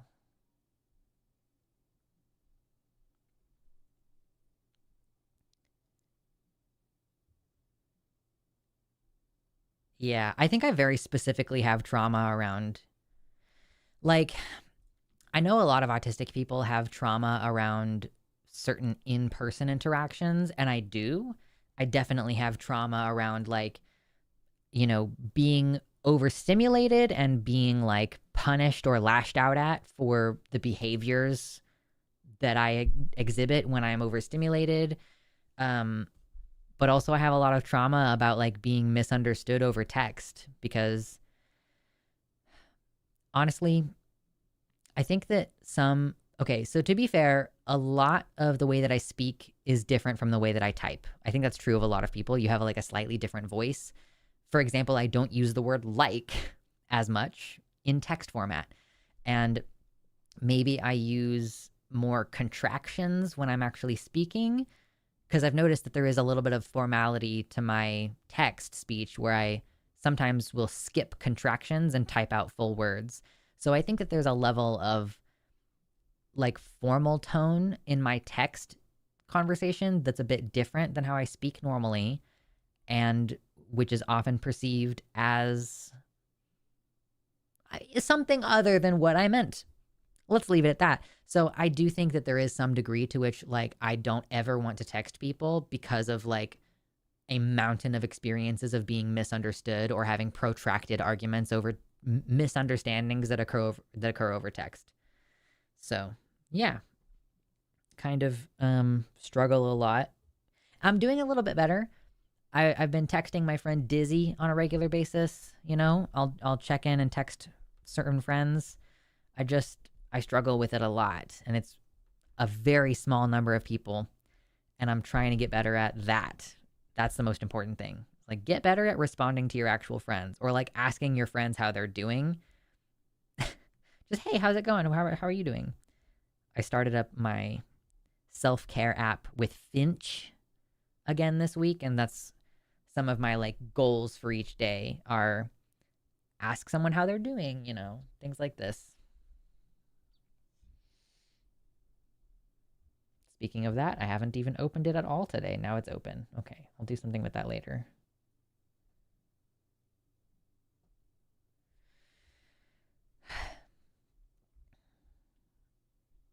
I just tried logging into my GoFundMe app and it's not working. Nothing ever goes right. Yeah, it might need to be updated or something. The GoFundMe app has always been stupid. Okay. Maybe this is a controversial opinion. Okay. I feel like if I have a passcode on my phone, or like the swipey pattern or whatever, or biometrics or something, if I have a secure password on my phone, don't ever log me out of an app that I'm logged into on my phone. How about that, app developers? How about never make me re-log into anything on my phone ever again? It's not like I'm periodically clearing my fucking cache. Or does the phone dump the cache periodically on its own? Like, I get spicy about this. I'm like trying to order pizza and I'm like, why the fuck did you log me out of the app? No, I don't remember my goddamn password because this particular pizza place requires like 8 million things in the password. Like, oh, uppercase and lowercase and a number and a special character. And I'm like, I can never remember this fucking password. Oh, and it doesn't work with Password Manager. So even when I do it on my computer, I'm like, I do not need this much, this level of security on my fucking pizza ordering situation. Like, oh my God, dude. I get salty. Anyway, what's something positive? What's something, well, let's stop bitching and talk about something positive. I get to be on Takis tomorrow with Josie and Arden, which is great. And then I get to have 2 days off, which is wonderful. I don't have any plans for this weekend except that I work on Sundays. I am planning to do my stream on Sunday, you know, and then Thanksgiving. I think I might go ahead and take the Wednesday off before Thanksgiving. I know I said that before. I haven't decided actually whether I'm taking that time off, but I would kind of like to. So, and anytime I feel that way, anytime I'm like, I'd kind of like to take the day off. If I don't, I am so mad afterwards. My win for the week, I got scheduled for a consult with the vocal surgeon on December 1st. Hell yeah. Congratulations. I've had baby bottle pop stuck in my head for the last 10 minutes. Sorry, not sorry, Graham Cracker. Come up with one password for all the dumb sites you don't actually need a password for. But I can't do that if one website out of all the other ones is like, you have to do all these extra, like the special character. Like, a lot of the passwords that I use do have a character in them, but whether it actually qualifies as a special character, like certain websites will accept some and not others. And so I'm like, okay, well, I don't have a fucking password like that I've already used that is following the same pattern or anything. It's, oh, I stopped playing Yu-Gi-Oh for now. Excellent news. Well, good for you. I hope that means that you get to save money or something. I recorded 10 new songs last week for a project that has been dormant since 2021. No, that's awesome. I'm so glad that you're getting your creative energy back. That's amazing. Like when you, it feels so complicated to pick up a project that you set down 4 years ago, but it's like a rediscovering who you were back then and trying to connect who you are now to who you were back then. And like, that's awesome.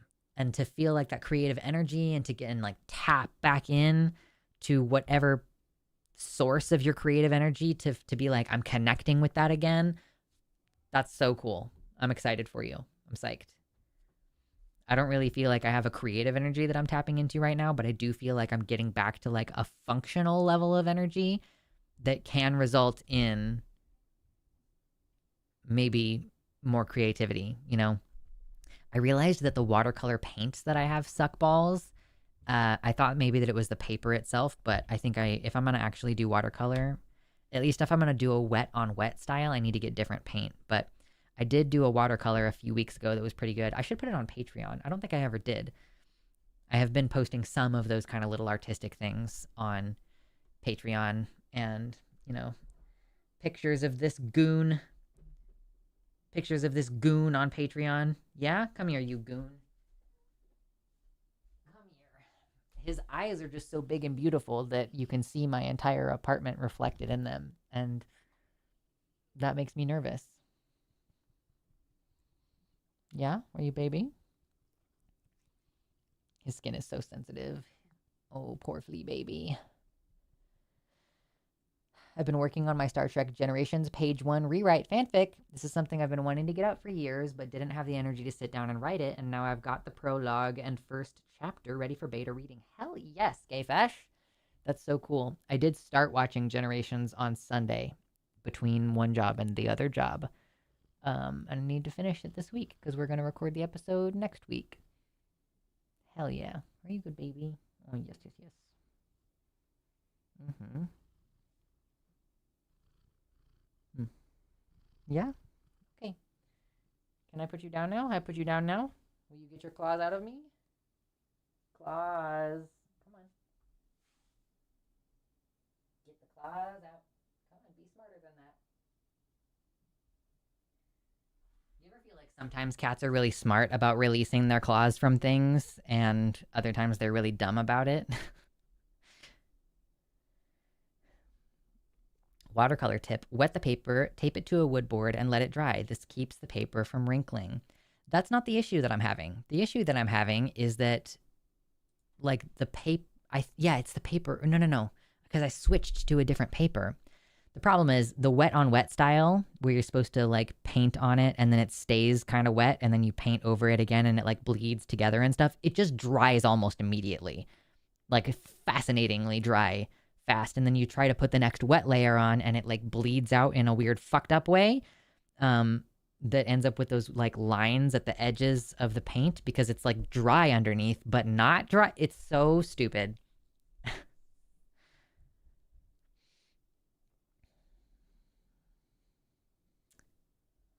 Would you consider autism and ADHD to be opposite mental disorders? Autism gives people a tremendous ability to focus while ADHD makes it hard to focus. No.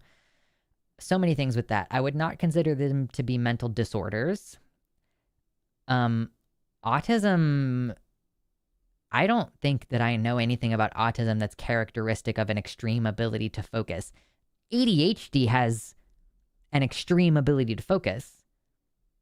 It flips back and forth. It's like you get extreme focus for the things that are actually giving you dopamine and then very little focus on things that are not giving you the dopamine. The thicker the paper, the paper I think is fine. I think that I got shitty paint. So I need better watercolor paint if I'm going to do wet on wet. But I've done some just wet on dry, and that looked really good. And I have it, it's like displayed over here. Wait, where is it? Oh no, I put it away. I had one of mine displayed on my bookshelf, but I went ahead and put it away.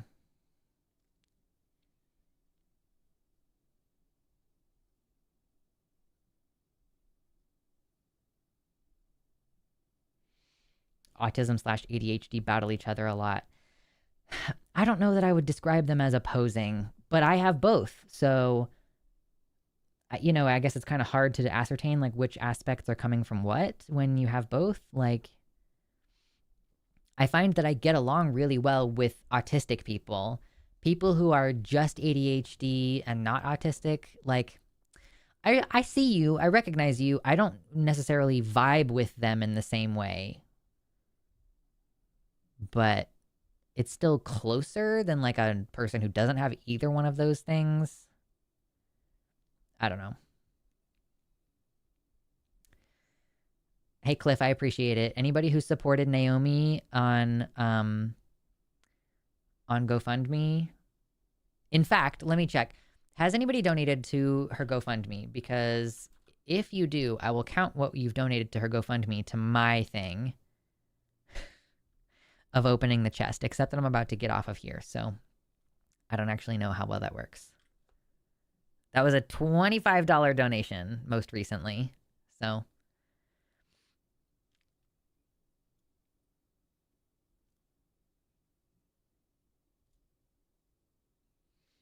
I actually don't know if we're gonna.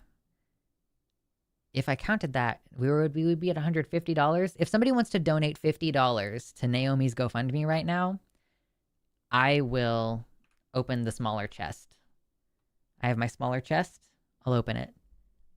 $50 in the next 5 minutes.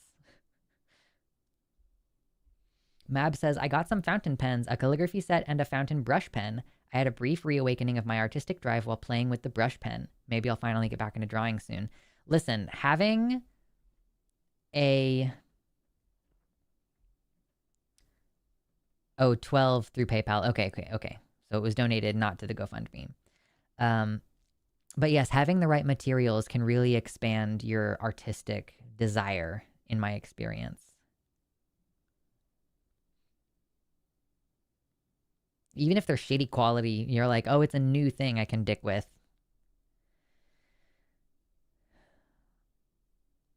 So I'm going to count this $25 and this $12 toward our donation goal for today, even though it's not me receiving the money.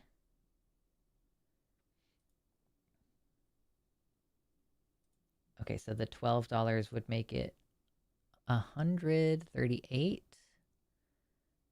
and then 158, 163, 163.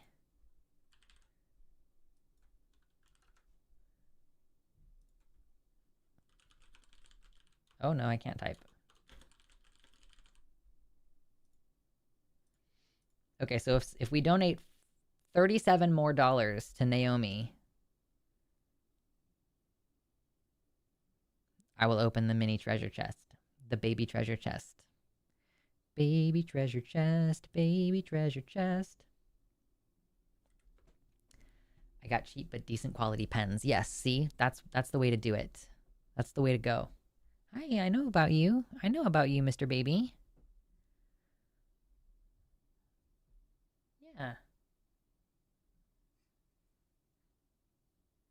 Pretty boy. Do you guys know the song Alien for Christmas from Jonathan Coulton? One of my favorite bands, actually probably my favorite band, strictly speaking, I Fight Dragons is the name of my favorite band, and they did a cover of Jonathan Coulton's Alien for Christmas. Or no, sorry, shit. Alien for Christmas, isn't that like, no, it's like Weezer? Who originally did Alien for Christmas? I was thinking of Jonathan Coulton's The Future Soon is what I was thinking of, that because I Fight Dragons also did a cover of that. Alien for Christmas? Who is that? Fountains of Wayne. Oh my god, Fountains of Wayne. Wow, I said Weezer. Anyway, that's a fun song. And I started thinking of it because it's about to be Christmas time, and I just think it's cute.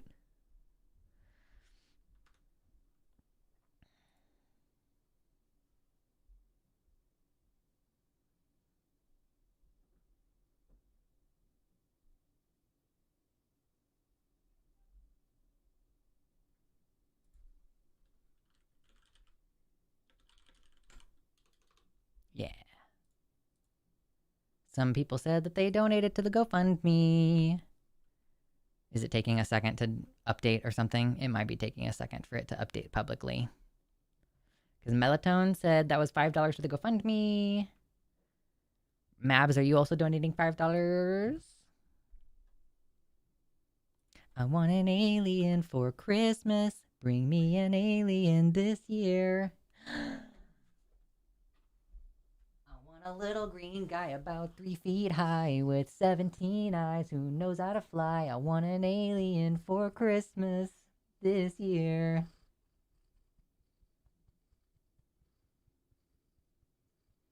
Adam Schlesinger was the GOAT. He was the music director for Crazy Ex-Girlfriend, who died at the start of COVID. I didn't see Crazy Ex-Girlfriend. It's about borderline though, right? Like, I saw that. Or I heard about that because of a video about borderline. Are you a good boy?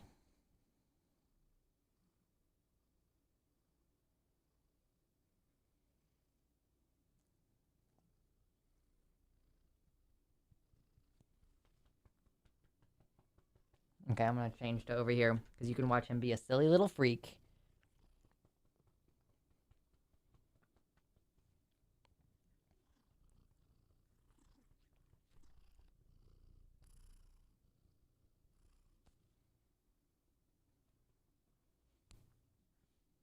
Ow! Oh, why you bite me? Oh, he's also the writer of Alien for Christmas, so that makes sense. Okay, well, you bite me, so now you go away. Ow. Oh, he actually, like, bit me. Ow. Damn, dude. Why are you like that? I think he starts out going like, but then sometimes he actually bites me. Anyway, Jesus fuck. Crazy Ex-Girlfriend is one of the best television shows ever made. It's a musical comedy about a woman with undiagnosed BPD. Okay, cool. Quadruple infant stream combo. Yeah, you're a little freak. Can't believe you bit me. Like, fully, it's like he's like not quite Drew Blood, but like almost. Damn, sir. Okay, well, my voice really hurts. I'm so excited and thankful that you guys donated to Naomi. I posted in the Discord and then today, so thank you for everybody who's donated. That's super, super, super, super nice. My band finally hit 1,000 total plays on Apple Music after like 5 years, but it's still a win for me. Hell yeah, dude. Open Dat Chest just pushed 40. You pushed a $40 donation? Ooh, I don't know why it's not doing the, like, it's not updating it live in the way that it normally does. So I'm kind of just trusting you guys that you said that you donated. He's just reminding you that his entire body is a murder weapon. True. Yeah, this is so interesting because I feel like sometimes it does. There we go. Okay, a couple more have come in. There we go. Yeah. I see the 40 came through. Cool. Thank you so much for your help supporting a trans woman who needs to be sleeping inside. I prefer that she be sleeping inside this winter. Anyway. Okay, so we opened the big chest and it had this sticker in it. And that's so sweet. And then it matches because it had the little chest on the inside. So that's really fun. Maybe whoever is communicating to me through the medium of this treasure chest has nice things to say. Maybe they're a nice person. They have nice things going on. Okay?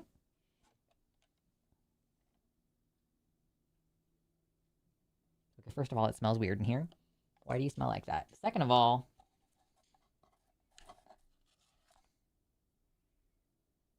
it's another sticker. But this one is a passport sticker. Which makes me feel like I'm being messed with because of all the passport news around trans people. Like, now I feel like I'm being messed with. And I mean, I guess there's a cute bear. There's a cute bear on it, you know. I can't fault it for that. Ah, okay. Okay. You're strange. Anyway, yes, unprecedented 2-sticker territory. Yes, this bear passport. Again, I feel like I'm being messed with. But I can't resist putting stickers on my face. So I am now going to get, I still haven't gotten a passport either. Anyway, thank you everybody for hanging out. Thank you for donating to me and to Naomi. I appreciate it. And thank you to the treasure chest and the baby treasure chest for making an appearance today. I will be seeing you all tomorrow on Transatlantic Call-In Show, followed by Calling It Now. I'm so eepy. I'm going to sit down and take a nap, but probably no nap because I'm actually almost kind of opposed to taking naps personally, but that's just a personal thing. Anyway, bye.